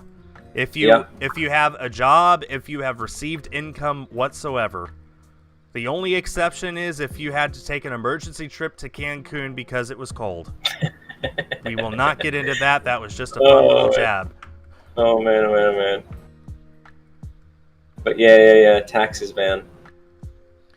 Taxes get you. They don't get me, but they get you. Two things are certain in life: death and taxes. Pretty sure Benjamin Franklin said that. Or Thomas Jefferson. One of those. I don't know. They're dead now, so they were half right. Or if you're under 18. No, if you're under 18, you still have to pay taxes. If you work. It might be different in the UK, Wildo, where you are, but in the US, if you're 14 and have a job, you have to pay. Yeah. You're more scared of the IRS than the FBI. It reminds me of this Batman animated series episode. The Joker is like, sir? What is it? You got this bill from the IRS? What? I better go pay this. What? I'm crazy enough to take on Batman, but the IRS, no, thank you. And then it just later on in the episode, he is standing in line at the tax office, and Bruce Wayne is standing there next to him, and they're both just sort of shuffling their feet beside each other because they both have to pay their taxes and they both don't want to be there. Oh, man. That is totally not true. I don't know how I can make this any more clear, guys. If you have an income, you pay taxes. There's no minimum. There's no age limit. There's no $12,000 minimum, whatever you talk about, Tony. If you earned $1,000, you have to report it. That's just how it goes. Sorry if you've been taking tax lessons from Yoshi or something. I mean, there might be something like if you're working under the table for like a friend or a parent or something, and they don't file. Yeah. There's tons of clauses. There's tons of things that you don't report, and the IRS doesn't think badly of you. Like I'm trying to think. If you found $1,000 cash on the road, they're not going to tell you to report that. Right. But this time I have to do taxes for Google, which is YouTube, PayPal, which is YouTube, and then Teespring, which is YouTube. So I'm lucky. My PayPal and my Teespring were not enough to report, and I mean, I just said there is no minimum, but there actually is. If you're self-employed but you earn less than $500, then you do not have to report it. So there you go. That's what I mean, like, or if you're working under the table or something, you know. Like, let's say, let's make up a scenario. Let's say if you're a lawn boy, right? You don't have to report that. If your job is to go door to door every week and mow people's lawns, you don't have to report that because they just pay you cash. Right. So that's an exception, but. And that's also why some businesses don't take credit cards and just take cash. Yeah. And it helps for me, too, because my MCN, as much as I hate them, they do actually withhold my taxes from my paycheck. So I just report that, and I don't have to owe anything. Well, there you go. I've been on the fence about an MCN. Don't consider it. Get that out of your head. Don't bring it up ever again. What are you, crazy? Stop right there. Well, you know, I hear pros and cons, because, like... There's no pros. They're all novice. Oh man, I mean, I talked to Failbit about it at PAX East, and he had good things to say about it. But like, I don't know. I feel like it depends. I don't know. I'm probably not gonna. If you're big like him, you're probably fine. If you, the more money you earn them, the more they'll care about you. Well, there you go. Why haven't I left my MCN? I keep trying to. I keep reaching out to them through email and saying, "Hey, can you stop? Can I start the severance?" And they're always like, "Yeah, you have to do that from your end." But when I go to YouTube, it says you have to contact them. So we're in this endless loop. And every time I contact them, it's someone new. So I've just sort of given up. They only take 10% of my earnings, and they withhold my taxes. So you know what? I don't care. I don't care. I just don't care anymore. Thomas in the chat says, I heard Shiny Charm doesn't affect the Reggies. Yeah, we talked about that earlier, but yes, that is correct. That is correct, but we didn't find that out until about a week ago. Which is messed up. There are apparently a lot of specific encounters that the Shiny Charm does not affect. It does not affect the Impidimp in the forest, for example. In the random. Yeah, it does not affect that. It does not affect the Wailord in Isle of Armor. That's random. So it's like there's a few specific Pokemon that you can only encounter once that it does not affect. It still works for the Swords of Justice in Crown Tundra, so Virizion, Tracheon, Cobalion. It works for a lot of other static encounters in the main game, but it does not work for a few specific things, including the Reggies. And there you go. What do you use to record your Switch? I use a capture card. I use an Elgato 60S. Hey, thanks, Vader. I don't know what Paul uses. He probably uses an Elgato. Thing. Yeah, the same thing, HE60S. Yeah. It's the best cost to performance ratio, because it captures videos in 1080p 60, and it gives you an instant preview on your computer. So there's absolutely no lag whatsoever between what you do in the game and what you see on your computer monitor. There are better capture cards. There are capture cards that are able to do more things, but this one's probably the best cost to performance ratio. It costs about $150.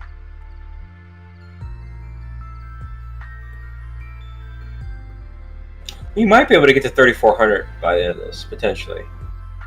I thought that was our goal. Yeah.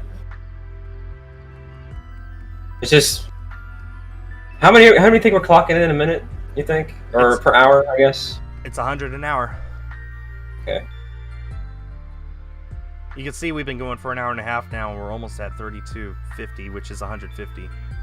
That's true. That's true. Yeah, and that's not counting. Actually, I've been live for an hour and a half, but we didn't actually start hunting until about 10 minutes in. So, right. Yeah, we're doing about 100 an hour. Cool. What about those over-leveled wild area Pokemon? The Shiny Charm works just fine for those. It's just, like, It's a list of maybe 8 Pokemon that it doesn't work for. 5 of them are the Reggies. But even then, wild hunting and Sword and Shield in particular is pretty wacky. It's pretty, like, I don't know.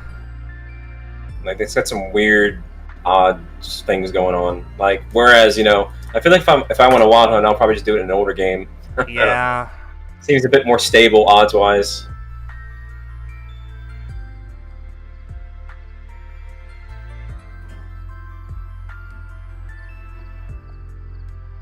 But yeah, with the Reggies though, it got to the point where there were so many documented cases of longer Reggie hunts that I guess they eventually got fed up and just investigated it and found that out. They're like, you know, this is getting stupid. I mean, there's still people out there that have not, plenty of people that have not got the Regieleki or Regidrago or whatever since the DLC came out in October. Yep. They are still doing it. And I know you keep joking about, you know, maybe it doesn't work in Dynamax like we thought. People have been looking at the code every day since the games came out. It is 1 in 100 per Pokemon. And hey, how many shinies have you gotten while searching for Zapdos? You at least got the Spiritomb and the Heliolisk, and I'd like to say you got something really early on as well. Well, those were from Masuda methods. So that was my workout stream stuff. Oh, the Spiritomb. Well, the Spiritomb was. But I think, you know, yeah, the Heliolisk, and I think overall it's like, well, this one's been one of my quieter ones, but like 5 or 6. Okay, maybe. But you've gotten 5 or 6 in a little over 200, so that still averages out to. That's still, hold on, that's like 1 every 40-ish. So that's not that much above odds, all things considered. I will say I got a really cool one that I was happy about. I got Scyther, which I turned into a shiny Scizor. Oh, yeah, I remember that. Really cool. I was really happy with that shiny Scizor. Yeah. So, I mean, yeah, it sucks you haven't gotten your Zapdos yet, but you have gotten enough random shinies along the way that it is obvious the charm is working, so... But I mean, eventually I'm going to have like every single shiny available for all of the routes. I know. Why is everyone still asking about my... Look, I'll just make a new Discord link right now. I'll put away my game. I'll stop streaming. I'll just make a whole Discord link right now because that seems to be way more important. Imagine I got a shiny right then. That would have been hilarious. Because that would have been the highlight. Oh, man.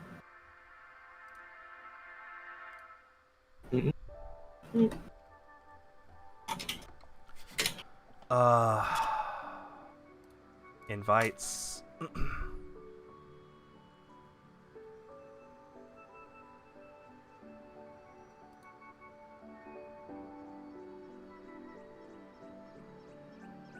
Hang on 1 second. Okay.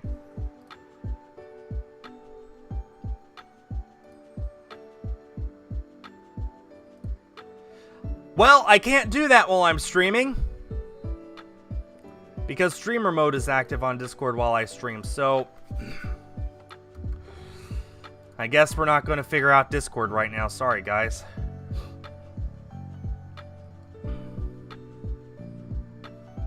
Well, this is crazy. I'm actually going to have to turn on my fan here.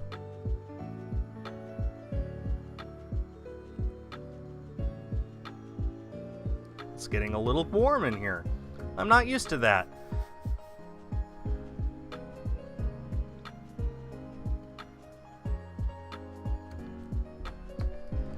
Please don't bring up Kyanna in my chat. No, she will not be in my videos anymore. And I'm just going to have to ask you guys to respect that and don't ask any more questions about it.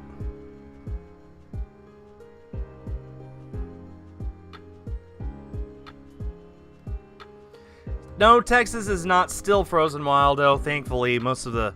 Well, here anyway, the snow is gone. It's over 70 degrees outside, or if you're using the non-freedom units, it's over 20 degrees, so it's very warm. But yeah, it's fine now. But it was bad for a while there. I'm back. Hi. I need to turn on my ceiling fan, so give me just a second.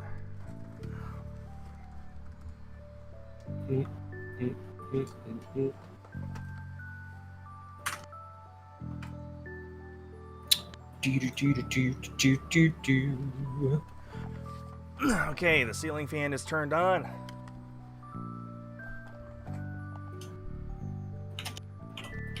Yes. I am not muted, am I? No. Okay, good.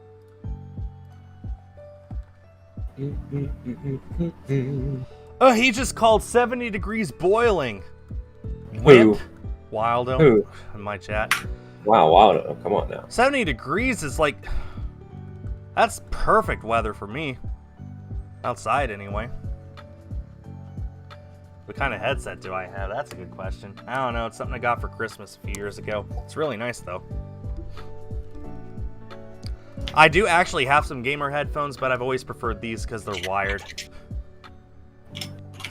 Did I paint my arcade cabinet? It's been painted for a while now. Yep. It's all painted, all done. The exterior is 100% complete. All I need to do now is buy the computer to play the games, and or the computer to run the games, and the controls to play them.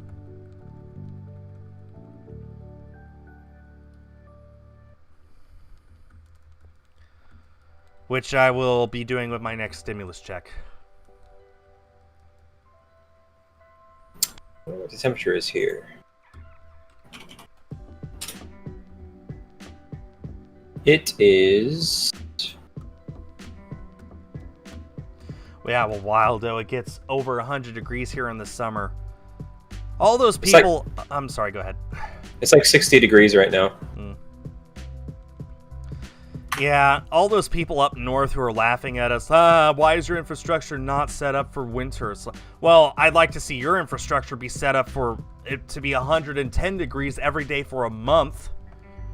Then you can come to me and tell me how easy it is to prepare for it when it's only 10 degrees, not 110.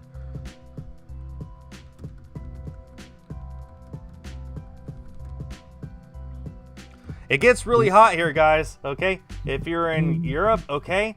There are days here in the summer where it is likely to reach 45 degrees or hotter. Celsius. That's 115 Fahrenheit. It does happen. But it's okay. We invented air conditioning. We actually invented ice to help us keep cool. It's amazing. Look it up sometime.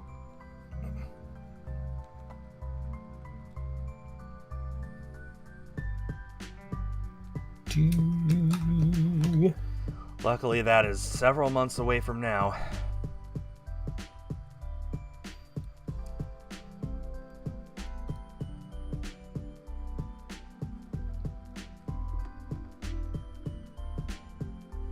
Sorry, I'm still kind of just vibing. I'm still technically waking up, but I'm getting there. I woke up so late. Like, I didn't wake up till... You're going to be really awake when you have to start exercising. I know. Oh, man. My sleep schedule is so whacked.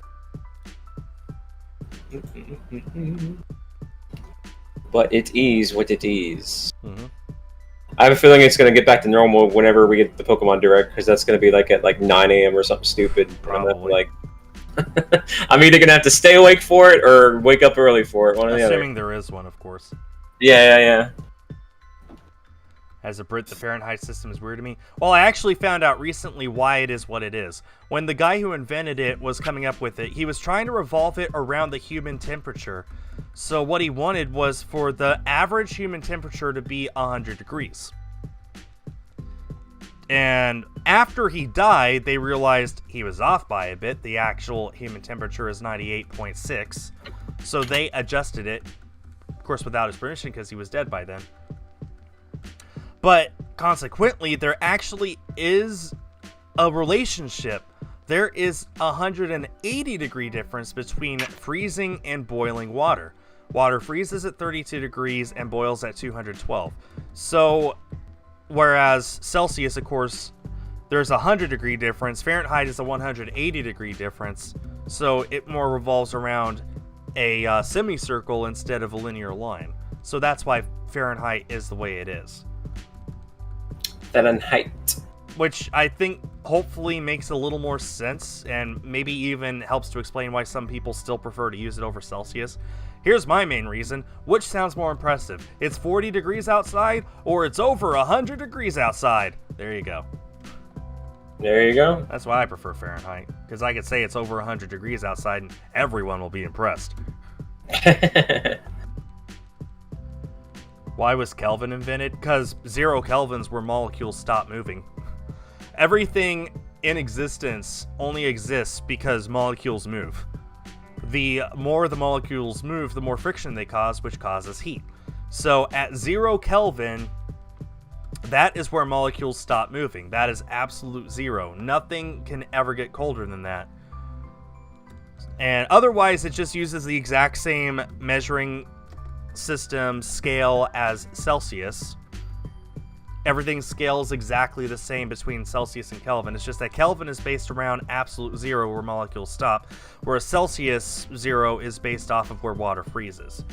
Where the base is all that makes the difference. Fun facts with Skull. Where Fahrenheit zero comes from, I have no idea, but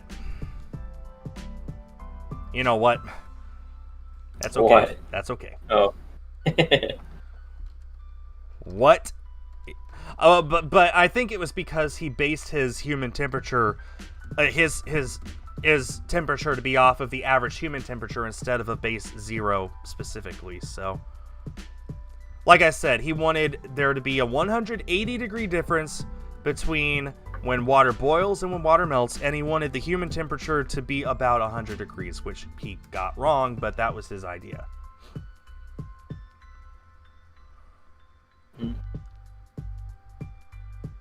Next, people are going to start asking, well, why is imperial in base 12 and metric in base 10? Well, you know, base 12 has been around longer than base 10. You know why? Because for the longest time, zero was not a number. People didn't have a concept of zero. It was a fairly recent invention, only a few thousand years ago. For most of human history, zero was not a concept that anyone ever thought of. That's why 12 is the base. Because it's been around longer, and because we landed men on the moon with it. Can't do that with metric. There are two kinds of people. Those who have landed men on the moon, and those who use metric. Scrubs.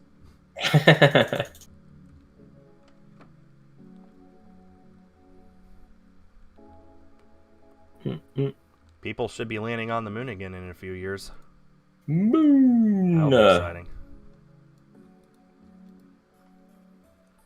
Hang on a second. Let me see something here. Let's go to this. I'm at 3258.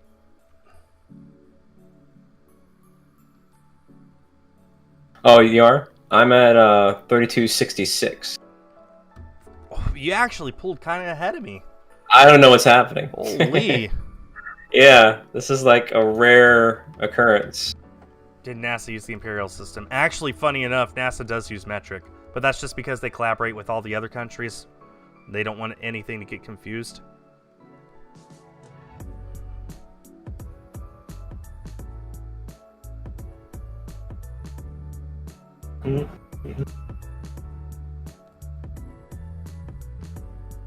It's speedrun time. If you could speedrun shiny hunting, let me know. Let me know how to do it. Speedrunning shiny hunting, any percent? Oh man, I wish.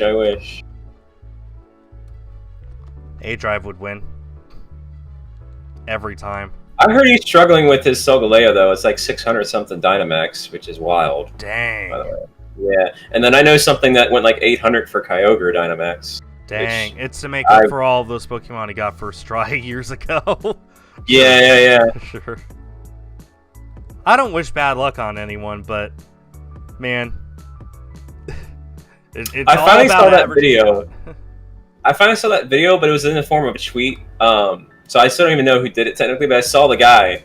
I don't know if it's the one you're referring to, but like he was playing Let's Go and he skipped over Mewtwo. Oh.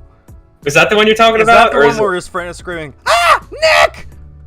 What? I don't remember, but like he was like totally spacing out, and Yeah, like, that's the video. and his friend, someone in the background was the one that told him. That's it. Where the guy in soft reset over a shiny Mewtwo like a moron. And he was like, "Wait, what?" What? And I was like, "Oh no." What? That's it. That's gotta suck. Jen, it's up to you whether you become a member or not. However, there are a lot of perks if you do. You get to have a special section of my Discord server where you get to talk with other members and me. You get to play Among Us with me. You get to have your name at the end of my videos. You get all sorts of custom emotes that you get to use in my chat. And of course, the money supports me a lot, so it's all up to you if you want to become a member or not.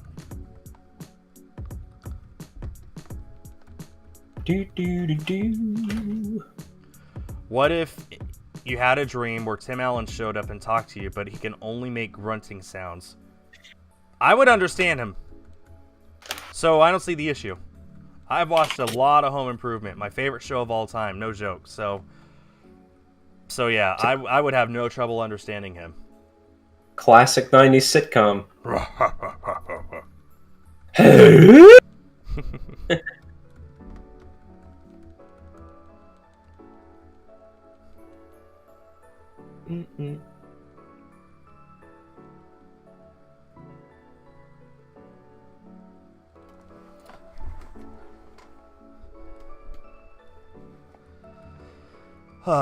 Okay. So we're over halfway through today, it looks like. Nice.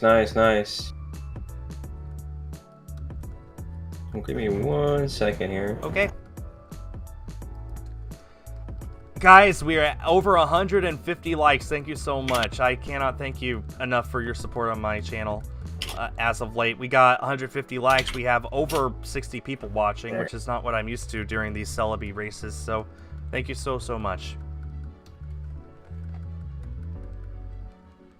I'm back. Hi again. Hello. Oh man.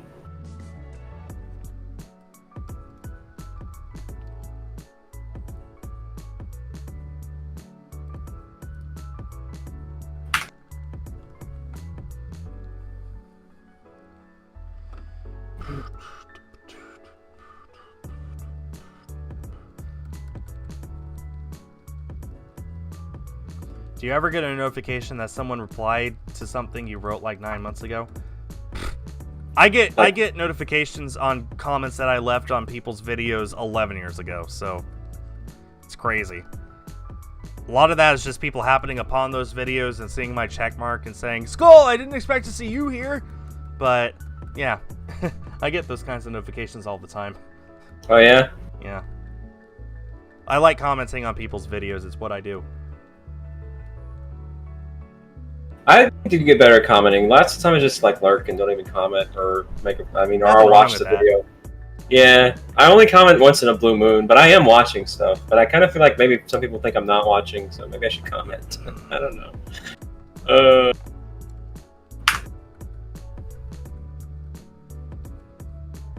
Okay, I am in the last few on my way to 1,000 on Geodude. As a reminder, my Geodude's odds are 1 in 4,096, so I'm pretty much at a quarter odds. There you go. Seen any good shows or movies recently? I saw Hamilton again the other night. That's like my 4th time watching it, something like that.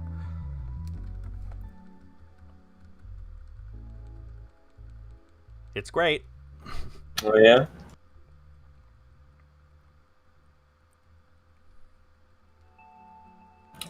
I've heard a lot about it. I would watch it. I don't know. Lately, well, by lately I mean for several years. I used to really be big into music. I mean, I went to school for it and was going to be on Broadway, but then I lost a lot of passion for it, and then I actually even just lost a lot of passion to even watch musicals. So I kind of just don't even do it anymore. Let me put it this way: even if you don't care for musicals at all, this production does an insane job of just getting your attention and keeping it nonstop.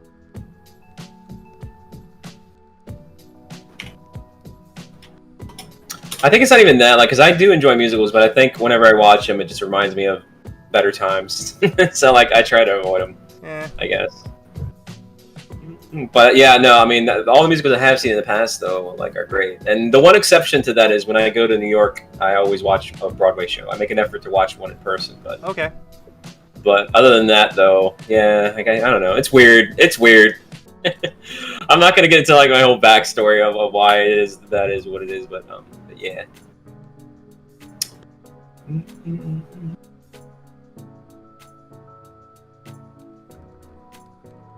Yeah, when I went there to see Frozen 3 years ago, we also saw Wicked the following night. If we had more time, I would have happily seen The Lion King on top of all that. Oh yeah. No, Broadway shows are really great for sure.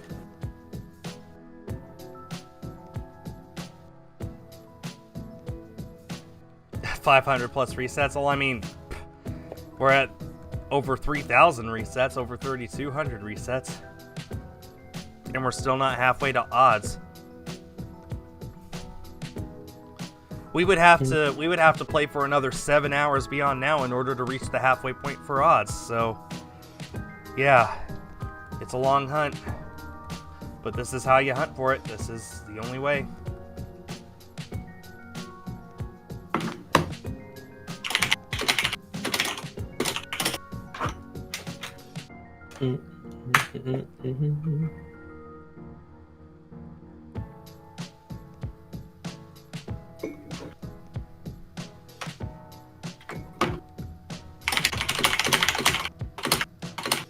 Are you just bashing your keyboard randomly? Sometimes. You should get a drum set if you need that much. Yeah, no, I type really fast, but where are you at right now? Probably 100 words per minute. No. I mean, under sets. Oh, 3274. Okay, so even then, I'm giving you a little bit of a chance to catch up because I'm about to be at the 80.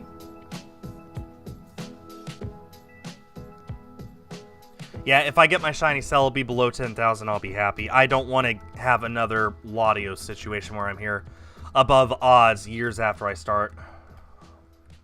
I see. I'm 10% over odds on that, 3.5 years in, so yeah, I would very much like to just not have another one of those on my 3DS again.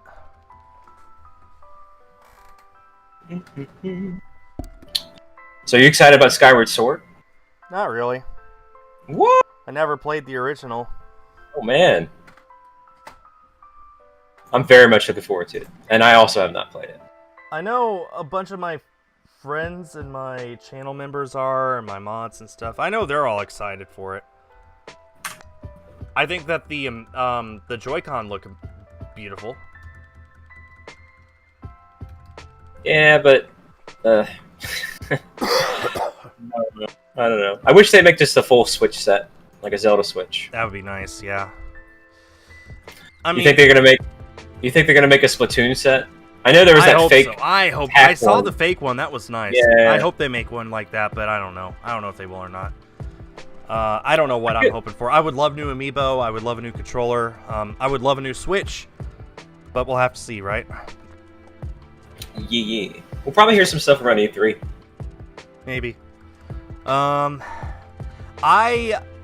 will probably play Skyward Sword. I've always been interested in that since it is the first story in the Legend of Zelda timeline, and especially since Breath of the Wild is the final story, it'll be interesting to play them and see the differences between them. But I don't know if I want to pay $60 for it. But I also don't know when it'll go down in price. I mean, Link's Awakening, I have never seen gone down below $45. And right now, it's pretty much 60 and that's it. So, I don't know. We'll have to see. I'll get it.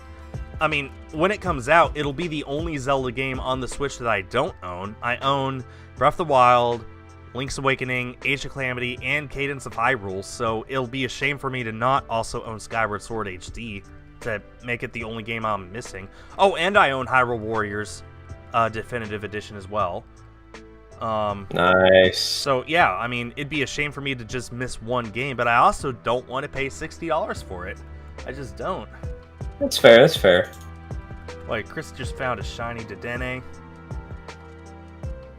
Hey, way to go, Dene. That's his 5th shiny today. Oh boy. Oh, not shiny. Never mind. Just a Dedenne. Sorry, Chris. It's just that I'm not used to people just wandering in my chat and saying they found a random non-shiny Pokemon. That is kind of interesting. Pretty sure your brother mixed up your game card up with his. Now you can't find it. Well, I mean, if they're the same game card, it doesn't matter. The save file is tied to your Switch, not to the game card.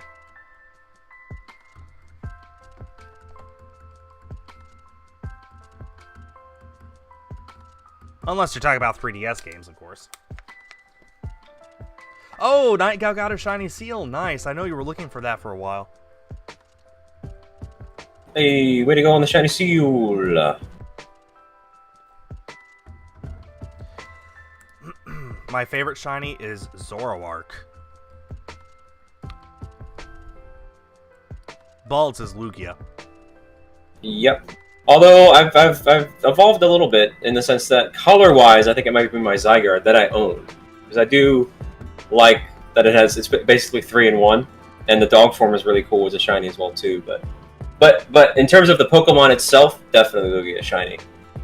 Like, absolutely. Jen, I'm sorry, I don't know how to become a member on mobile.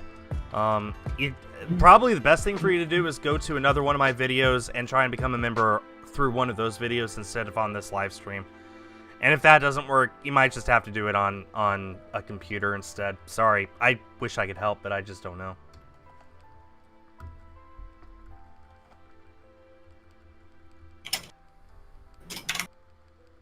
You know, I don't know if Splatoon 3 will have dualies. I don't remember seeing them in any of the footage that we saw. And they probably will. They might just be stuck to Splatoon 2. Who knows? No, they'll probably have all the same weapons and some new ones. The one thing I am interested about is the maps. I think it's going to be mostly different maps because it said it's far away from Megapolis. So, and they're probably going to make a lot of desert-themed maps. We might get some tributes, you know, repeats, but I don't think it's going to be a lot. We'll have to see. I'm looking forward to finding out more about the games as time goes on. I'm not the sort of person to speculate just because I'm usually wrong and I don't want to disappoint myself. So I'm happy just waiting to see what happens.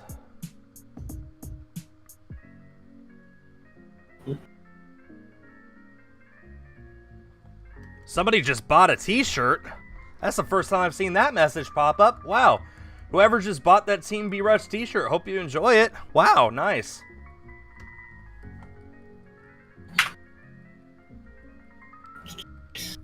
You know, I still don't have the poll feature. Yeah, you're not missing much. It's that and the pinned comments have been glitching up my chat apparently, so I don't even use them anymore. I'll put them up like during my pre-stream, but like every time now lately, like someone's like, can't close the pin. I can't close the poll. It's messing up my chat. I have to refresh. And I'm like, all right, whatever. Yeah. So I don't know. Like, I don't know what their deal is, but maybe that's why they're rolling it out first to beta test it. I don't know. Maybe. Oh yeah, Crash 4 is coming out, or just came out. One of those on Switch. Oh yeah. Yeah. Gonna pick it up? I might.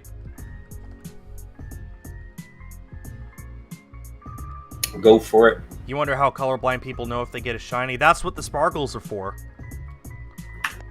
That's the main reason the sparkles were there in the first place, is because originally shinies were introduced in gold and silver, which you could play on an original Game Boy, but of course the original Game Boy didn't have colors, so the only way to know if it was a shiny or not was to see the screen flash really bright and then for the sparkles to come out. It was very blatantly obvious when it was a shiny.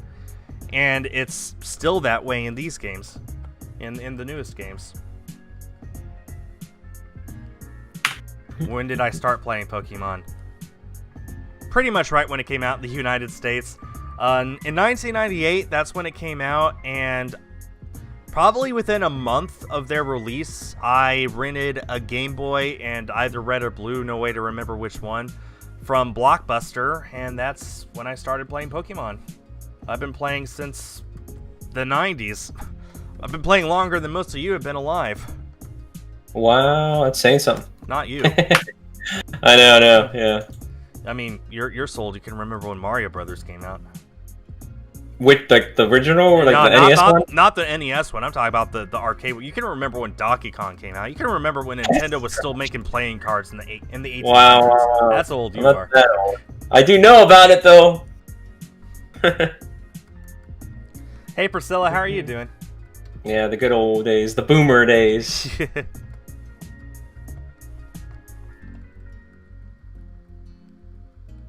I'm at 3290. 32.95. And hey, I see plenty of people who say they didn't start playing Pokemon until Sword or Shield. Doesn't matter when you started playing. If you have picked up Pokemon at any point and you like the series, then keep it up. It doesn't matter when, just as long as you do. Absolutely. As long as you're having fun, that's all that matters. Okay, Jen. Just take your time. No rush, no pressure. My favorite Pokemon game, Pokemon Silver. And I am tempted to play Silver on stream sometime later this week or early next week to celebrate Pokemon's 25th birthday. I am tempted to do that because it is my favorite Pokemon game. What better way to celebrate Pokemon's big 25 than to play my favorite Pokemon game? Go for it. I might consider it.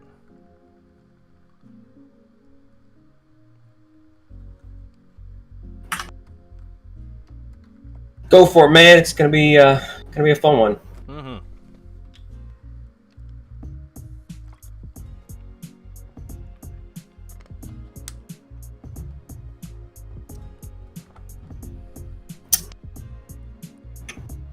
Did you ever end up trading, back in the day with the link cable? I remember attempting to using the IR port on the Game Boy Color. That never seemed to work out. I think I maybe got 2 trades off in total before I was an adult.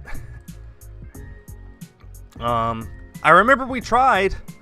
I do remember other people trading on the schoolyard. I never brought my Game Boy with me to school. Actually, I didn't own a Game Boy, so that's why I didn't. But I remember at the schoolyard, people would huddle around 2 people who were trading Pokemon back and forth. And back then, trading was a big deal because you had to trade away your Pokemon forever. So that was pretty cool. When recess would happen and we'd go to the schoolyard and 2 people would pull out their Game Boys and a link cable, and you'd have 2 factions of people huddling around the screens to watch the trade happen in real time, and it was pretty cool. And it's, actually it's still kind of cool to do that these days, using that same technology, just knowing that it still works just the same now as it did 25 years ago. Oh yeah. It's all identical now. Nothing has changed, and it's just fascinating, That's part of Did you ever do a link battle? No, I've never done that. And there's no reason to in Gen 1 because it's just essentially spamming Hyper Beam and Psychic. That's the only battles that you'll ever do. Good old Hyper Beam and Psychic. That's funny. Really overpowered in Gen 1. I did a couple, but it was Gen 2 link battles.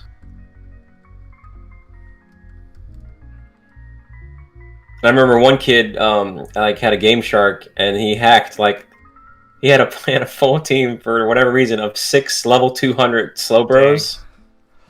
And I remember I had a team that I leveled up naturally of all level 100, and they were powerful Pokemon. It was like a Mewtwo, a Blastoise, a Lugia, a Tyranitar, a Zapdos, whatever. And only my Zapdos killed one of those Slowbros, and the rest of them all died. I was like, dang. Oh no. I don't think I ever personally witnessed a battle, a PvP battle until Gen 4. I'm pretty sure that was the first time I ever saw a person actually fight another person. And it was almost all exclusively through YouTube videos. That's all that I ever saw. I think my wife might have done a few battles just for the fun of it back in the day, but I really don't remember. So the first battle that I ever participated in was in Gen 6, X and Y. And I was actually pretty good at battles mackerel. there. Gen 6. Chase, thank you so much for becoming a new member. I'm pretty sure that is Jen. Thank you so much. Enjoy your badge and emotes. Make sure to link that account that you just used there to become a member. Make sure you link that to your Discord account if you have one, so you can get special perks on my Discord server, which is where most of the member perks are. Thank you so much for your support of the channel. New member hype in the chat, everyone. Okay, I'm back. Welcome back to ya.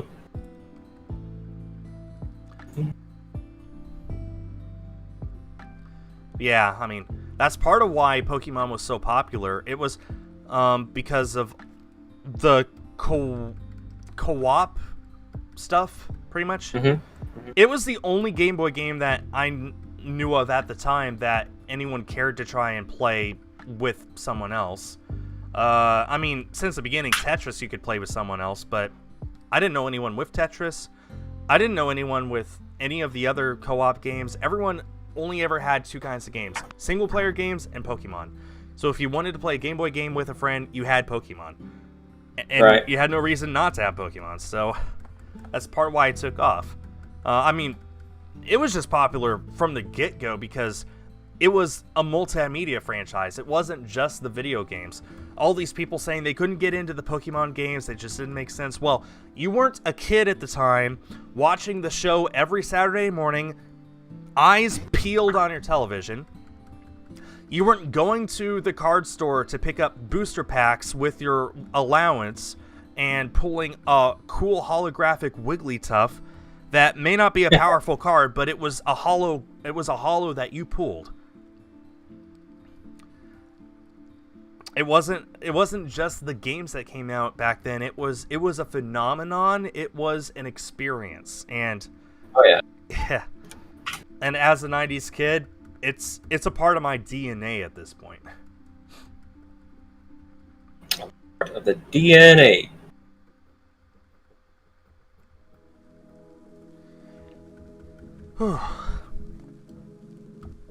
Doing all right? Yeah, I'm fine. I just hit 3302. 3307. So yeah, we'll definitely want to get to. Yeah, we're going to get to 3400. And it might be just a little bit under 3 hours, but that's fine. That'll give me a little more time. That's perfect.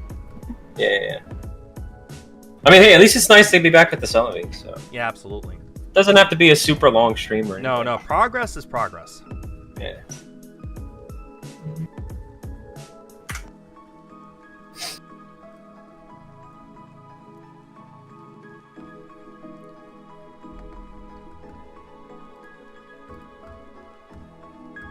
Well, I'll tell you what, Skull. This is way out in the future, but if you ever need an extra hand for some Splatoon 3 stuff, I'll be down. Maybe even in person, because by then I should be there. Yeah, I'll remember that. Oh man, I'm just thinking about all the stuff I want to do when it comes out. The number one thing I want to do is just play it. Yeah. Content creation is kind of pushed back in my mind right now. I remember playing Splatoon 1 without the content creation and just being addicted to it for months before I made my very first video on it. Right. And I kind of missed out on that in Splatoon 2 because I just went straight in with content creation and minigames and stuff like that. With Splatoon 3, I want to just play it. I want to just, play it outside of recording it without putting any pressure on myself. Just sit down and have fun. That's what I want the most. I think for Splatoon 3, I'm going to try to branch out into maybe some competitive, which is going to be interesting for me. That could be interesting, yeah. Especially since you know competitive players. Yeah, but my thing is, though, the thing is, despite knowing those, and the ones that I know are great people, I have nothing against them, but I feel like my content has been frowned upon just because I'm not competitive. Mm-hmm. So I like to say that I could be competitive, but then I hop into rank and my team always gets demolished, so I don't know. I just want to... as weird as it sounds, I just want a little bit more respect. So I feel like I'm gonna have to earn it with competitive. Okay, Rodney Dangerfield. Yeah, I get no respect. I tell you, I get no respect. Oh man, so that's what I'm gonna shoot for. I'm gonna try to yeah, make a bit more of a mark. You know what? More power to you. You want to try something new in Splatoon 3? You do something new. Yep. That's gonna be super new for me for sure, but we'll see what happens. We will indeed. And of course, yeah, I still want to do the chill stuff. And like I said, I want to do more collaborations. That's another thing. Like so, you know, I want to get my name out there for Splatoon 3 because I was kind of a little bit late to the party. By the time I did it, you know, there was already a bunch of people that already played Splatoon 1, and then Splatoon 2 had already been out for a little bit, and you know, it's like, who's this bald guy? But you know, now I'm mildly emphasis on mildly because I'm not a big YouTuber. Mildly establish myself in Splatoon, so now I want to step it up a bit for Splatoon 3 and see what happens. I'm trying to remember when I got my first shiny Geodude. I'd like to say it was less than 1,000, so I've gone more than that now. Pretty sure. Yeah, it was like 700-ish. It was 750 that I got my first Geodude, so yeah. Okay. Yeah, that's kind of something that I'm doing this year. I was doing this even before Splatoon 3 got announced, but I'm trying to collaborate with other Splatubers that I haven't played with before. So I started out the year playing with Vicvion. I played with Lucario for a session. I got to edit the second half of that. Once that video's out, I've got Vasco all set up to play with and a few others. Nice. Just people that I've never played with before, and it's fun. It's nice being able to play with people who I've never played with before. Just add a whole new flavor to my content, for lack of a better way of saying it. So yeah, that was something that I was planning on doing this year anyway, but especially now that Splatoon 3 has been announced, I think it's even more important that I do that, just so then I have those relationships set up for when Splatoon 3 comes out. Right. I'll have more friends to play with at that point. At least on paper. Isaiah got a shiny Dew Pepper. What should you name it, Smith? Anytime anyone asks me for a nickname suggestion, I'm always just going to say Smith. There you go. It's a good name.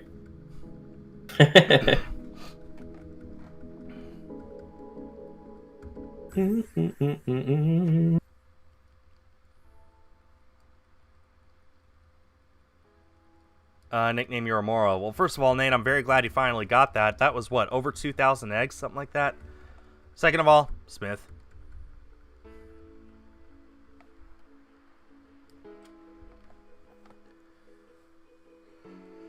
What do I think of the beta Pokemon? You know, I don't know exactly what you're talking about, BT, but that does remind me of the Gold and Silver Space World build that got leaked about a year and a half ago now. I still haven't played that yet, and I'm still waiting on an English patch so I can, but man, it looks like fun.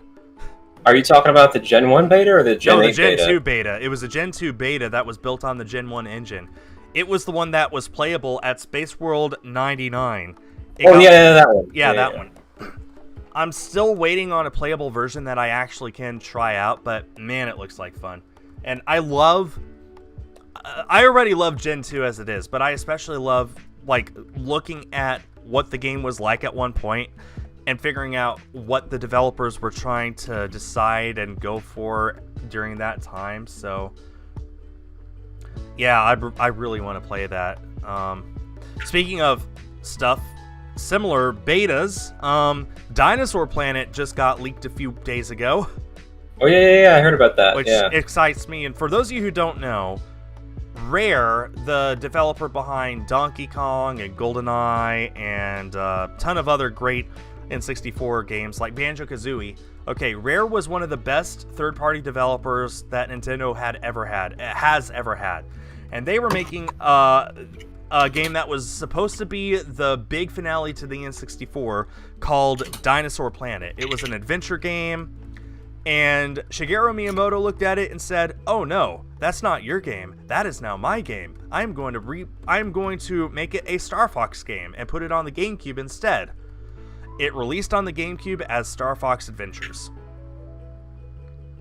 Rare was not happy with that he basically hijacked their game, so they sold themselves to Microsoft, and they haven't really made games since.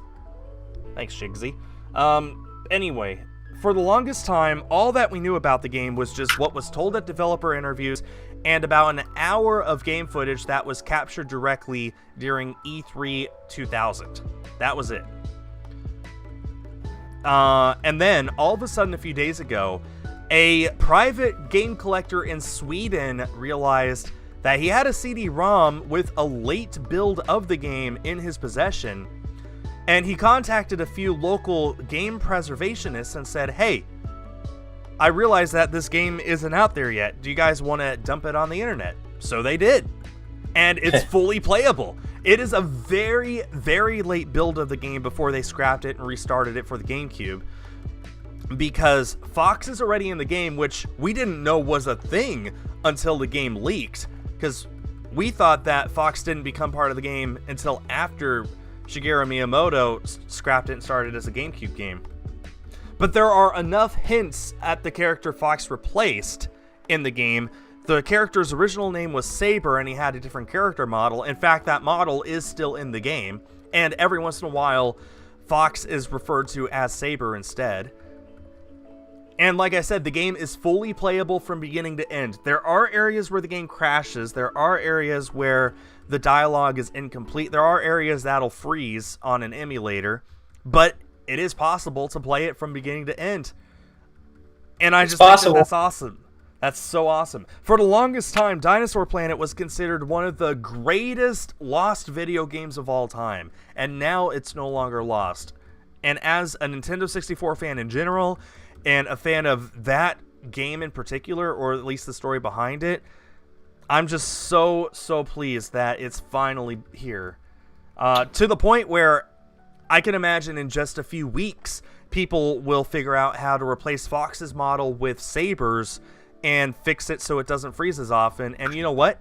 You could come to the point where a month or two from now, you could buy a reproduction cartridge of Dinosaur Planet and play it as the developers intended on an N64 with no issues. Isn't that crazy? It is, man. Are you going to try to play it? I will. I want to make it an N64 Chronicles episode.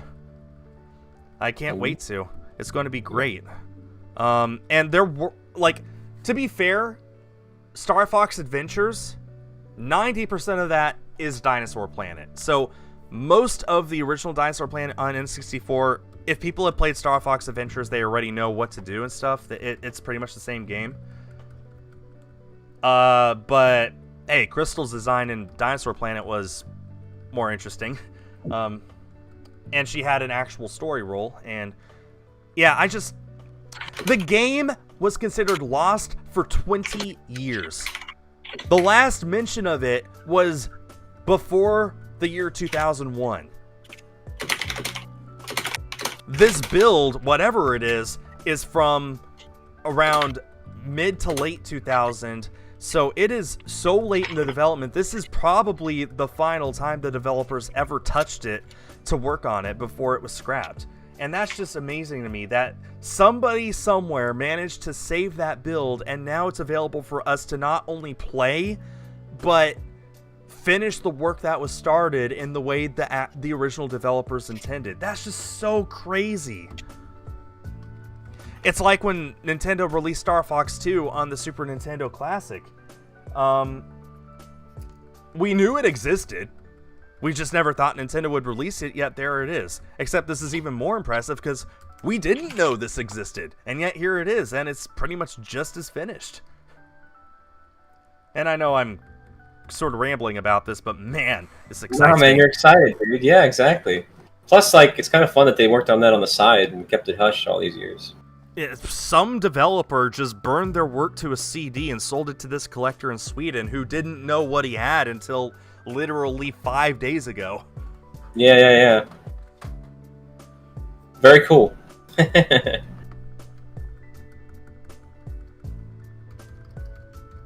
Going up to 1100 now on Geodude. Alright.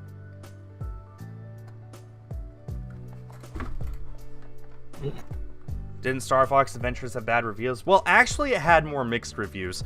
The main criticism of the game is that it wasn't a Star Fox game. It wasn't in space. It wasn't a shooter. It was a on-the-ground adventure game. It was pretty obvious that it was just a different game with the Star Fox characters thrown in there as replacements. It got pretty average reviews back then. Most of the reviewers said that the gameplay was good, that the premise was good, but that it wasn't a Star Fox game. It's kind of like how people criticize Breath of the Wild because they say it's a great game, but it's not a Zelda game, which I disagree with, but I think you get the idea. Yeah, it was basically a cash cow, name drop cash cow. Mm. Like they were like, "Hey, let's put Star Fox on this and hope it makes money." Which it did. Yeah. And then, coincidentally, that's also, from what I understand, why Rare and Nintendo had a fallout was after that game. Yeah, pretty much, because Shigeru Miyamoto hijacked Dinosaur Planet, made it his own. They weren't happy, and I don't blame them. It was supposed to be the final game for the N64, and it was supposed to put the system out with a bang. And seeing the gameplay on real hardware right now, which is possible, I've seen the gameplay, and it looks so impressive. The characters have such great facial animations. Their mouths move. Their eyes move. There's voice audio for every single line. It's very impressive, and it's kind of amazing the N64 can even run it. That being said, it runs at like 15 FPS, which is a turnoff for people. But hey, come on. When you're pushing hardware to its limits, you don't just say, you don't have a target for the performance. You just are happy that it works. Right. So, but yeah, it was supposed to end the N64 with a big finale, and it would have been, but then it just became a GameCube launch title instead, and as most people remember Star Fox Adventures now solely because it's not Dinosaur Planet. They don't remember it as a Star Fox game. They remember it as that one Star Fox game that should have been a not Star Fox game. Right. Pretty much. That's pretty much it. That's what it's most remembered for. Yeah. And like I said, to be fair, the game that we got was not bad. It just wasn't Star Fox. That's all. Right.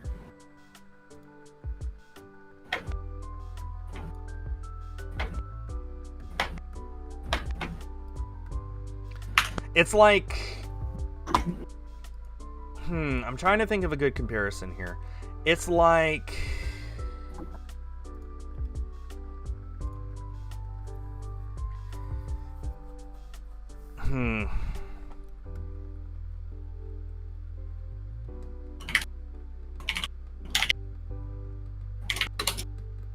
I can't think of a comparison, so I'm done trying.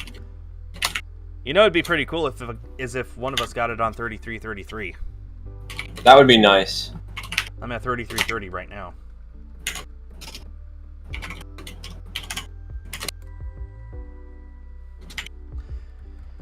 Okay, everyone watching my stream, after I'm done streaming, I am going to make a new Discord invite link, and I'll be putting it in the description of every one of my future videos. That's someone who did 236 for a Celebi. Oh, man. Power to you. Hey, hopefully it was worth it when you got it. That's less than double odds. That's true. It's less than double odds. Yep. Glad to hear it, though. Glad you got it eventually.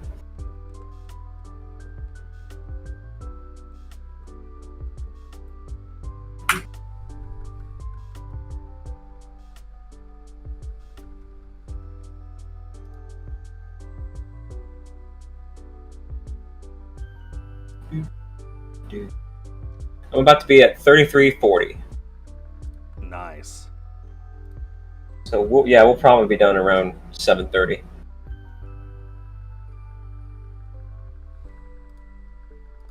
Well, Tony Hawk is trending because he just tweeted out how much he would love to see Pro Skater 1 and 2 come to the Switch. And now everyone's asking, yeah, please make this happen, Activision. I'm surprised it's not. I mean, it came to PS4 and Xbox One and played just fine, so where's the Switch port? Can you imagine how well that game would sell if it came to the Switch? Oh, yeah.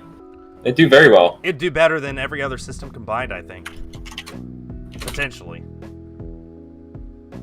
I know I would get it, and I haven't gotten it yet because I'm holding out in case there's a Switch port.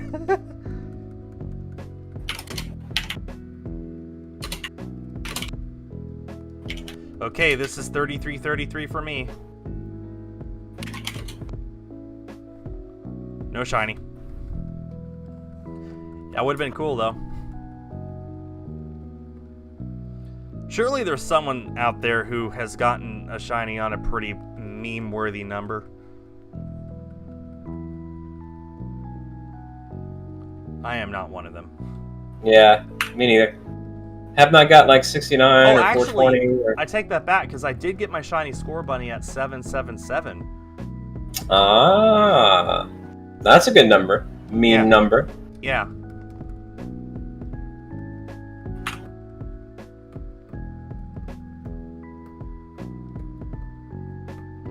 Oh, someone in my chat got a shiny Frogadier at 222 one time, so 222. That's pretty cool.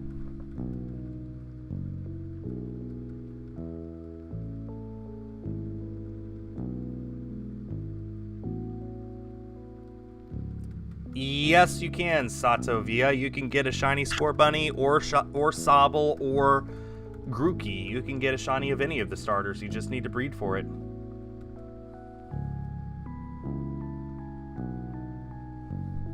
Thank you, Soysauce. It's always nice to see you in my chats, so thanks for popping in once again and saying your kind words.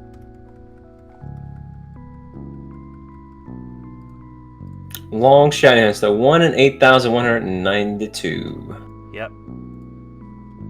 Those are the odds for those who are curious. And we are using actual hardware, so. Yeah. This isn't on emulation. No emulators here. Shiny hunters who use emulators are weird. Because I guess if you're emulating it, then what's to stop you from just coding it into the game? Oh, that's true. That's true. I mean, if you're emulating it, what's the point? Because you don't get to trade it. You can't trade it. You can't. I mean, it's not real. I don't get it. Does anyone actually shiny hunt through emulators? Now I'm curious. No, there are people out there who do it. I mean, I can understand wanting to give yourself an old sea map to access the shiny Mew to hunt for that in a real game, but I can't understand emulate shiny hunting emulator. Why would you want to?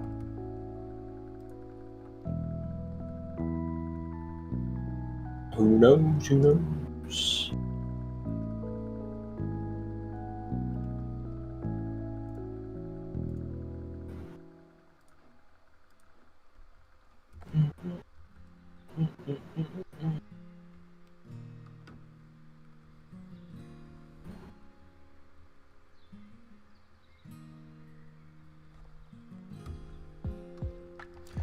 Did your select button ever get easier to press? Yeah, no, it's better now. Just needed to press it a few thousand times. Yeah, it's a lot smoother. It's not as stiff. It's shiny hunting for people without money. You know what, Sunduck? Fair enough. I didn't think about true. That. That's true. That's true. I don't know. It's still not real, but fair enough. But I guess if you're broke, you probably aren't interested in shiny hunting specifically. You're probably just interested in playing the game.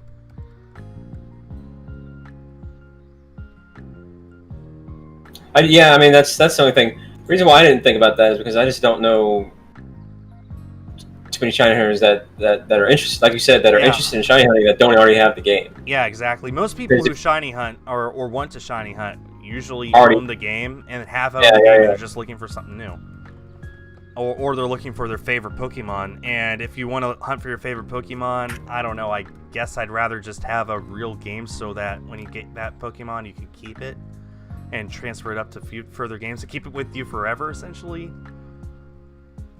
That's sort of what I feel about it. Most people, the way I look at it, for the most part, they shiny hunt to add replay value to the game. Yeah. So, and by that, I mean they've already owned it and already played it and already have it. Yeah. I did everything I wanted to do in Pokemon Shield within maybe 25 hours of booting up the game the first time, but since I started shiny hunting, my overall time in that game has gone up to close to 500 hours. And I can only imagine how many hours I put in my Latios. Holy. Man. Let's just say I average one reset every 3.5 minutes, okay? So 60 divided by 3.5. So about 17 an hour. Let's just say 17 an hour, okay?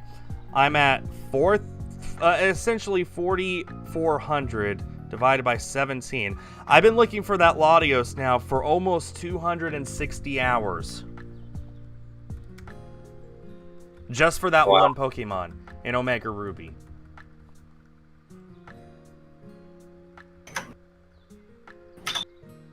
Actually, it might be more than that, because I'm not factoring in times where it just took longer to get to the result screen and start over. So, yeah, let's just say 260 hours.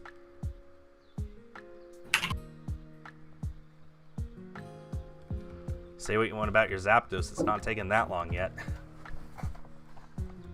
Well, but the combination between Zygarde, Ho-Oh, Zapdos, and Guzzlord is probably sure. Yeah, between those 400 hours. Between those four Pokemon, it's taking you as long for me to find one. Sure. Yeah.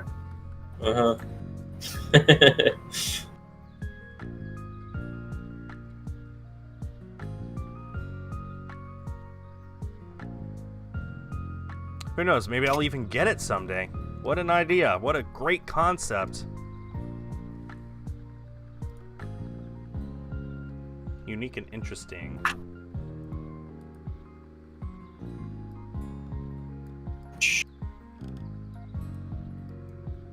About 49 more. I might have enough time to eat, although I shouldn't really eat before I work out this close. But probably not recommended. Yeah, but I haven't ate yet all day. I tried to before stream, but yeah, like I mentioned, I was locked out, so I was like, okay. I had Pop-Tarts. That's all I've had. I'll probably just have to drink a protein shake and go with that until There's after. There's not been much else to buy. Yeah.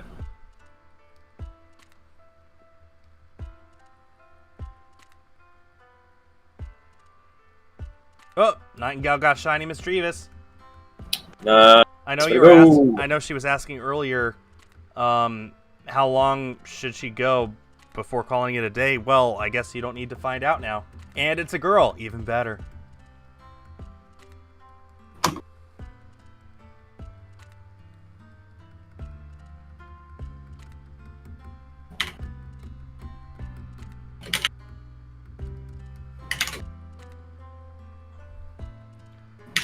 Okay, almost at 3350, which will mean half an hour left after that.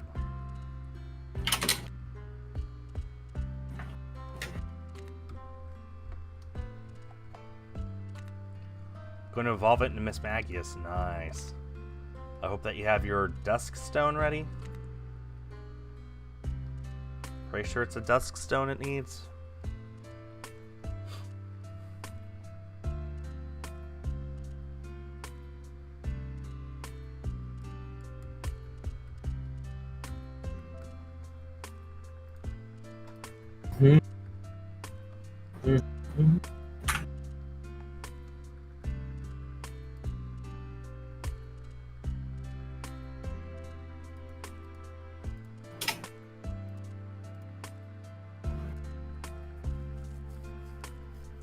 Who has Dusk Stones in Gen 6? You need to get them from Super Training. I found that out the hard way.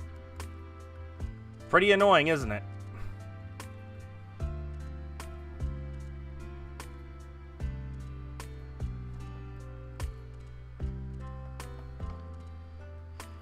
Okay, over 3350. We have half an hour left.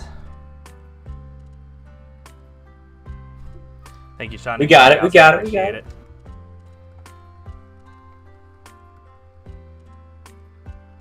Longest encounter streak you've ever seen? Boy, Katie, you haven't watched too many full odds hunts, have you?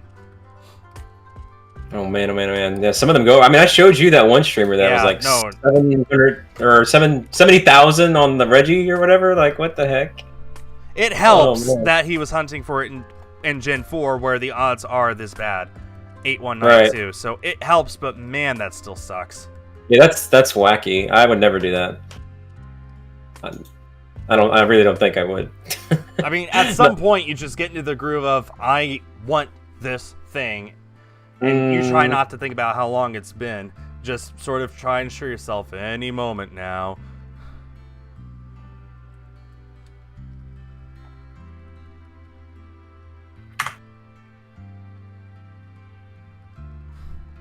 That also works, Nightingale. That would definitely speed things up, wouldn't it?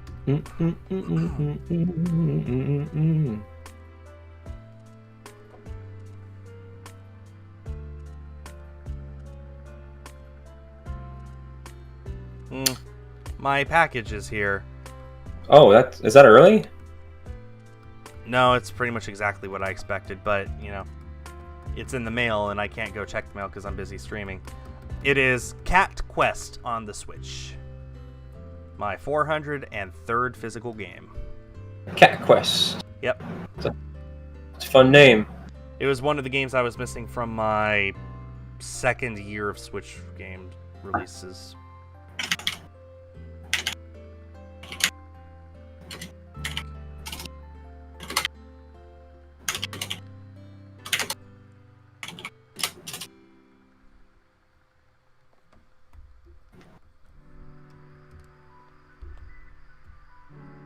Yeah, when we get the shiny, we're just going to chuck a Master Ball. Because we're not crazy. What two are you missing, Nightingale? I have streamed Splatoon 2. I don't really do it that much these days, but I might stream it a few times this year in anticipation of Splatoon 3. Yeah, can you imagine trying to actually catch shiny Celebi in anything other than a Master Ball? And then just failing? That would be messed up, man. That would suck. Especially with odds like this. Shield on Bastiodon. Guess you know what to do then.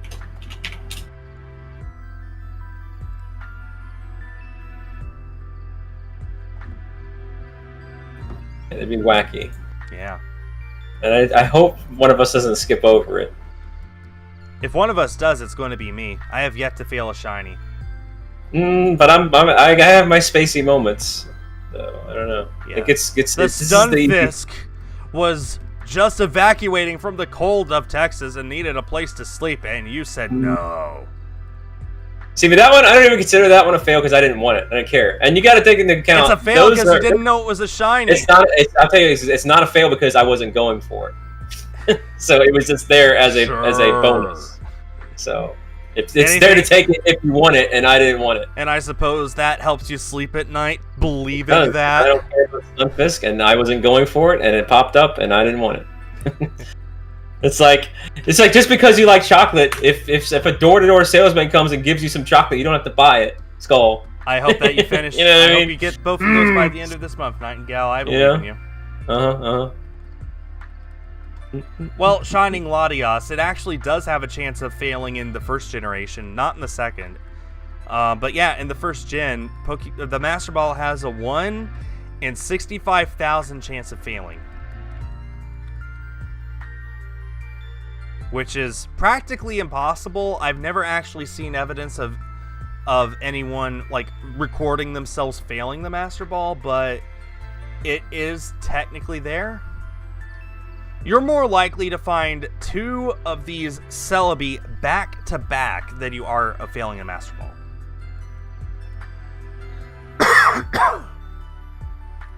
And there you go. And then, of course, in Gen 2, it's a guaranteed catch anyway, so. programming was weird back in the day? Well, it's because of the way hex editing works. There's like 65,565, something like that. Different combinations that you can make between uppercase letters, lowercase letters, and symbols and numbers. And the Master Ball rolled a die, and if it was any of those numbers, 65,000 whatever, then it would catch. But if it rolled all zeros, it would not, because it was not within those numbers. Right. So it's the same reason why moves that should hit with 100% accuracy miss, because the game checks to see whether it rolled between 1 and 255. It doesn't check to see if you rolled 0. If it rolls 0, it misses. But it's that way with the Master Ball, but instead of 255, I think it's 255 squared? 255 times 255. Yeah, it's 65,025. Yeah, it's 255 squared. So big numbers. If it rolls between 1 and 65,025, it catches. If it rolls 0, it doesn't. So that's how you could fail a Master Ball. But like I said, the odds are ridiculously small. You're more likely to find 2 shiny Celebi back to back. That's saying something.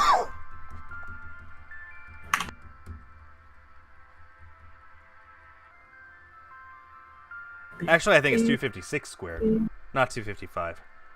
But I could still be wrong about that. But anyway, yeah. So yeah, fun facts with Skull. Fun facts with Skull. Day the 12th.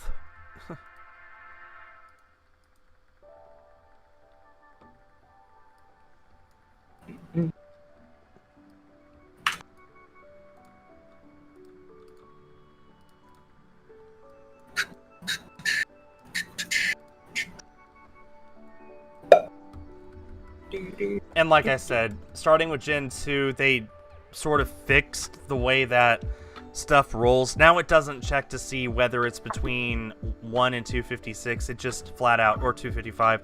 It just flat is like, is it supposed to catch? Then it'll catch. It just adds those lines of code to guarantee it.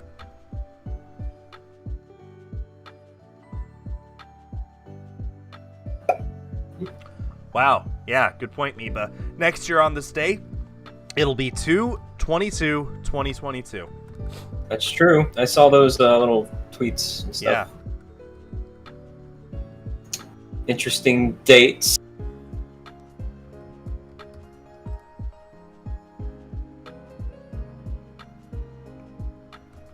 So that means this year on December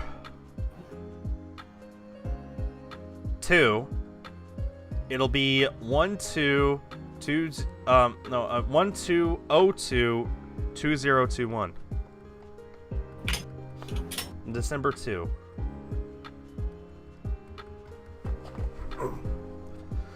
Okay, Celebi is on 33, order 66.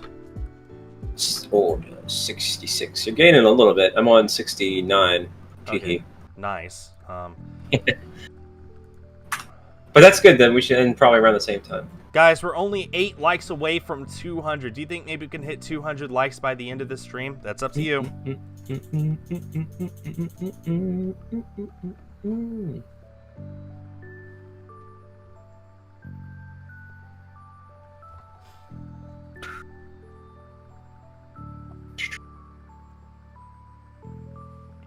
How's the hunt going? Slow. Yep. But sure. Honestly, when you're hunting full odds like this, any progress you make you should be happy with. It doesn't matter if you get a shiny or not. Just taking the time to sit down and do the resets is what matters.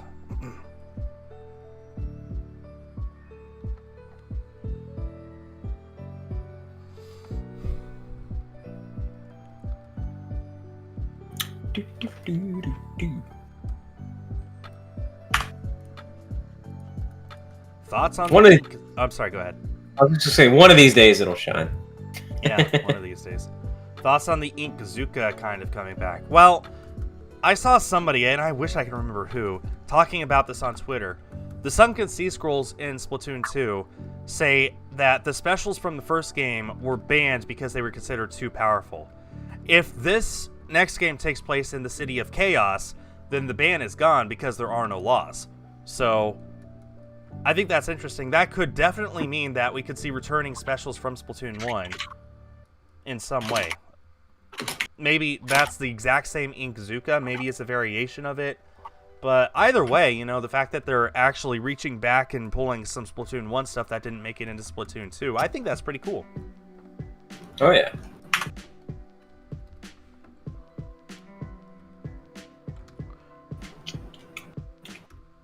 Guys, thank you so much for 200 likes. You think they're going to do any more, you know, e-consoles on the Switch? Like, you know, N64 online and stuff? I think not. I really don't know. At this point, I would say no. Yeah, because I feel like they would have done it by now. Yeah. Which is a shame. You know?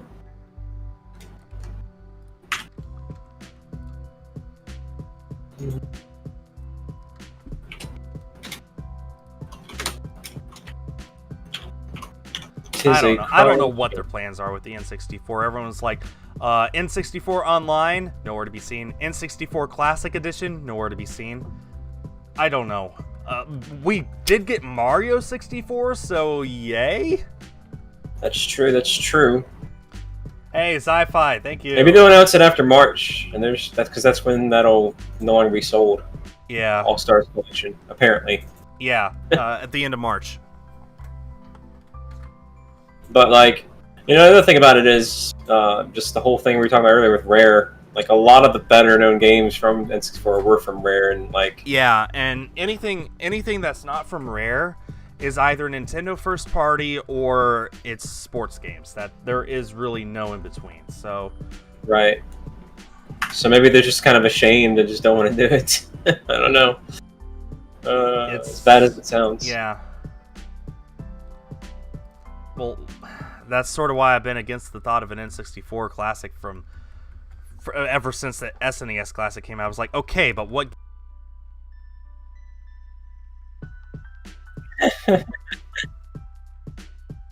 All Rare.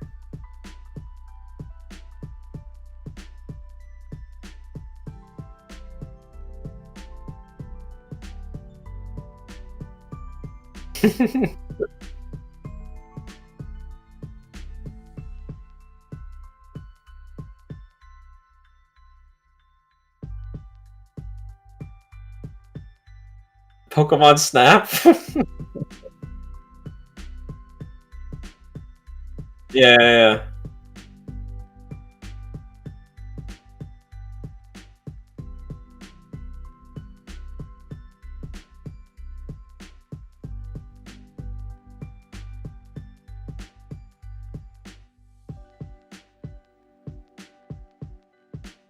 I've been muted this whole time? What? On my side, I've been muted. Oh no, I'm sorry about that. Let's just say I heard you. You did. Your chat did, not mine. Oh no. When did I do that? I must have done it. Ah, stupid. Okay. Basically, okay, for my chat, the gist of that is... Don't see it happening. What, getting the shiny today? No. The gist of it is I don't see N64 anything happening. Oh, okay. Whether it be games released on the Switch or a Classic. I think the Switch stuff is more likely than a Classic, if I'm honest. Yeah, no, I agree. I think they might be done with the Classic formula.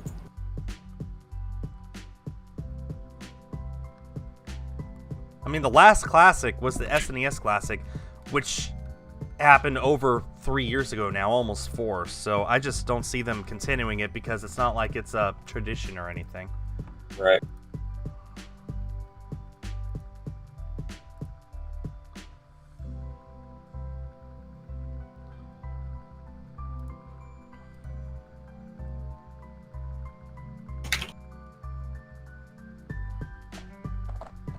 Okay, I'm at 3376. Alright, 3379. going to be ending pretty close to each other then. Yep. Probably within the next 10 minutes, maybe. More or less, yeah. That's my guess, too.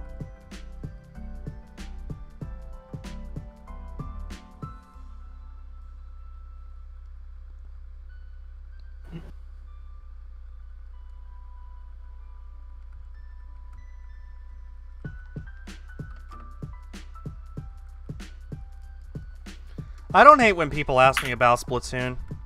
I really don't. It's just that I play other stuff, and I wish people would notice that I play other stuff, that's all.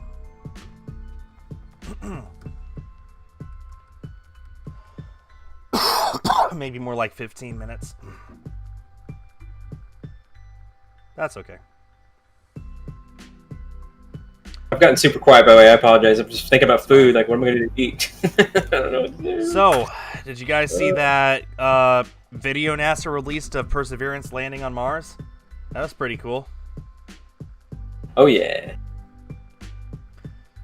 Also, this is something else space-related. SpaceX this year will be launching the world's first all-civilian spaceflight.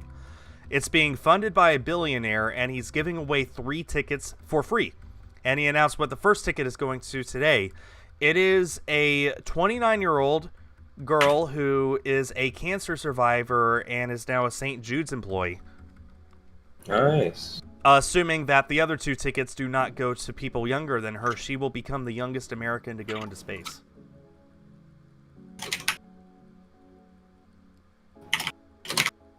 The other 2 tickets are going to... We don't know yet, because that hasn't been determined yet. One of them is being used as sort of a giveaway prize. As part of this collaboration with St. Jude's, they're trying to raise $200 million by the end of February.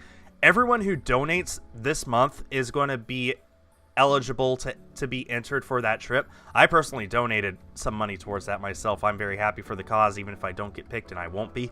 So, nice. But yeah, one winner will be picked randomly from everyone who donates, and as long as they're able to, they will get one of those tickets. And then the final ticket will go towards somebody who is doing a startup company for a worthy charitable cause. It's hard to explain what the stipends are, but basically, like, one of the people... What they do is they have created a drone shipping service in Africa to help deliver food to remote villages. Nice. So stuff like that. And anyway, there's tons of eligibility requirements, but one of those people who have created those startup companies will be eligible for the final ticket. So the name of the space mission is called Inspiration 4 because the whole point is for the 4 people who go into space to be an inspiration to the people back down here on Earth. Well, actually, Jaden, I have more like about a 1 in... I think my odds right now are sitting at about a 1 in 150,000 chance of being picked. It's not 0, but I'm not getting picked. So it's fine.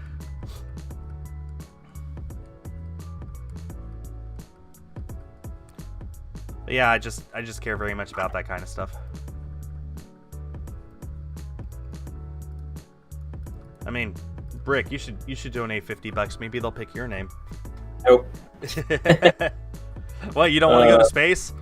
No, I don't. No, you don't. Knowing me, you gotta knowing me, it'd blow up. I'd go on there, and then that'd be the end of it.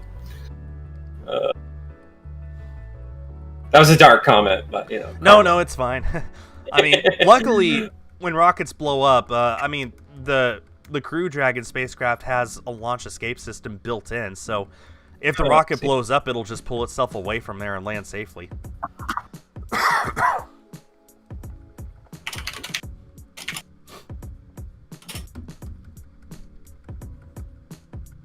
$33.86. All right, getting close. 33.87. I am really catching up now. Wow. It's all right. We'll end around the same time.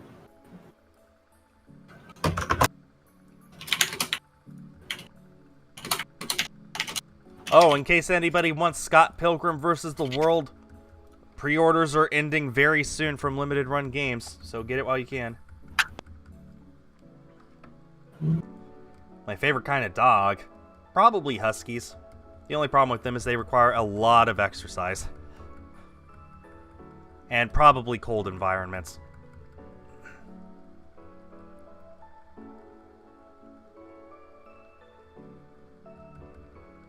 I've never owned a Husky, but I've always liked them.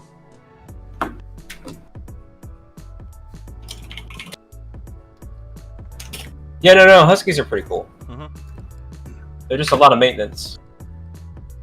Yeah, exactly.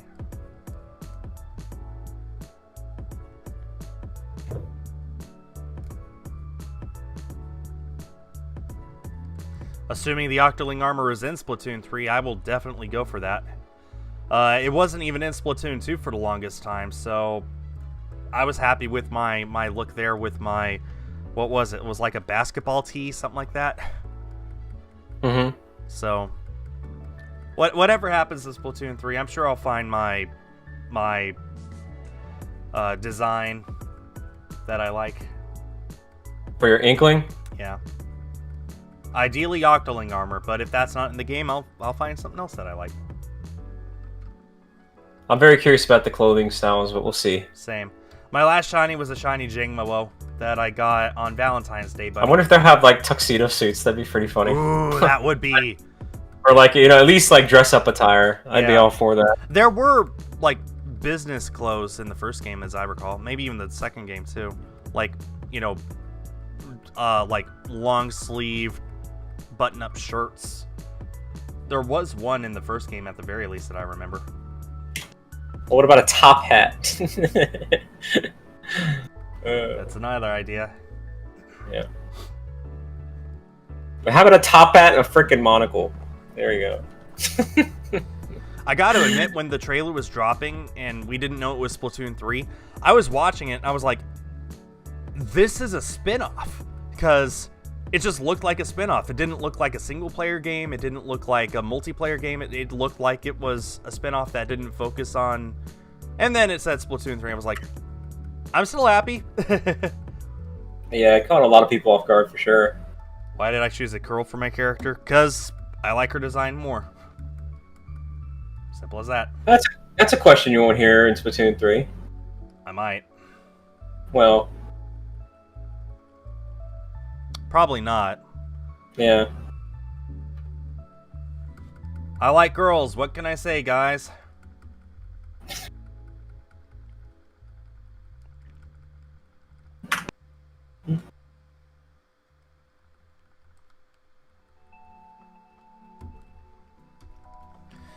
$33.93. Yep, Okay. $33.95. Okay. Just shy of 7:30. And I am gonna have to dip like immediately. I won't be able to raid or anything. Okay. Because I gotta get ready for my workout. I'll raid somebody for both of us. Nice. Shiny, hunting, sort by live. I gotta get better at raiding too. I just forget to. It happens. I mean, that happens with a lot of people. For me, I remember, but sometimes I just either don't have time or kind of just want to chill out. Okay, I got somebody ready to raid. Nice. So, yeah, stick around, guys. I will send you off somewhere else. Someone who is... Guys, Crystal is dating someone else. Don't pair me with her, please. It's very rude for you to pair real-life people with other people. I get it. It's a form of shipping, but it's just... She's dating someone else. I've been married for 9 years. Just please don't ship real life people. I cannot emphasize that enough. Not just with me, just with no one. Don't ship real life people, please.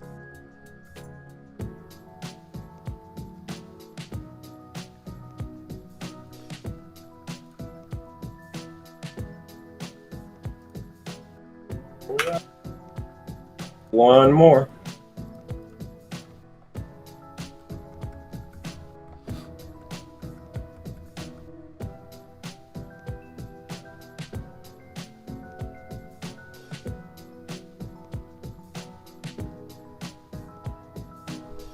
No, Jaden, there isn't.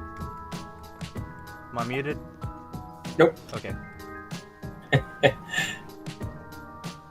Alright. Nothing for me. That's it for you. You're at 3,400? Yep. Okay. I'll Yep. get there soon myself. Oh, man. I'll just wait for you. I'll chill for a bit. Alright. And I ended up at 1,100 on Geodude as well. Nice. Only ship Shrek. That's a philosophy I could get behind. Did you use a Game Shark? Nope, I don't use cheating devices. I do not. I don't even think I own a Game Shark. I don't know if I own an Action Replay. I do own an Action Replay for my GameCube, but that's only so I can boot up my Game Boy player without the disc. Otherwise, no, I don't own any cheating devices. Yeah, I never owned any Game Genies or anything like that. My friend owned a Game Shark while I was growing up for his N64, but we can never get it to work right. But yeah, an Action Replay for the GameCube, so worth it. It's not for cheats, obviously. The main reason to use it is so that you can play imported games, and so that you can boot up the Game Boy player with sharp pixels. So whenever I want to play Game Boy games, I put it into my GameCube and boot it up, and the pixels are so sharp you could cut through a tree with it. Okay, this is my last Celebi. That's it. Anything? Nope, no shinies today. Nope. Well, there you go.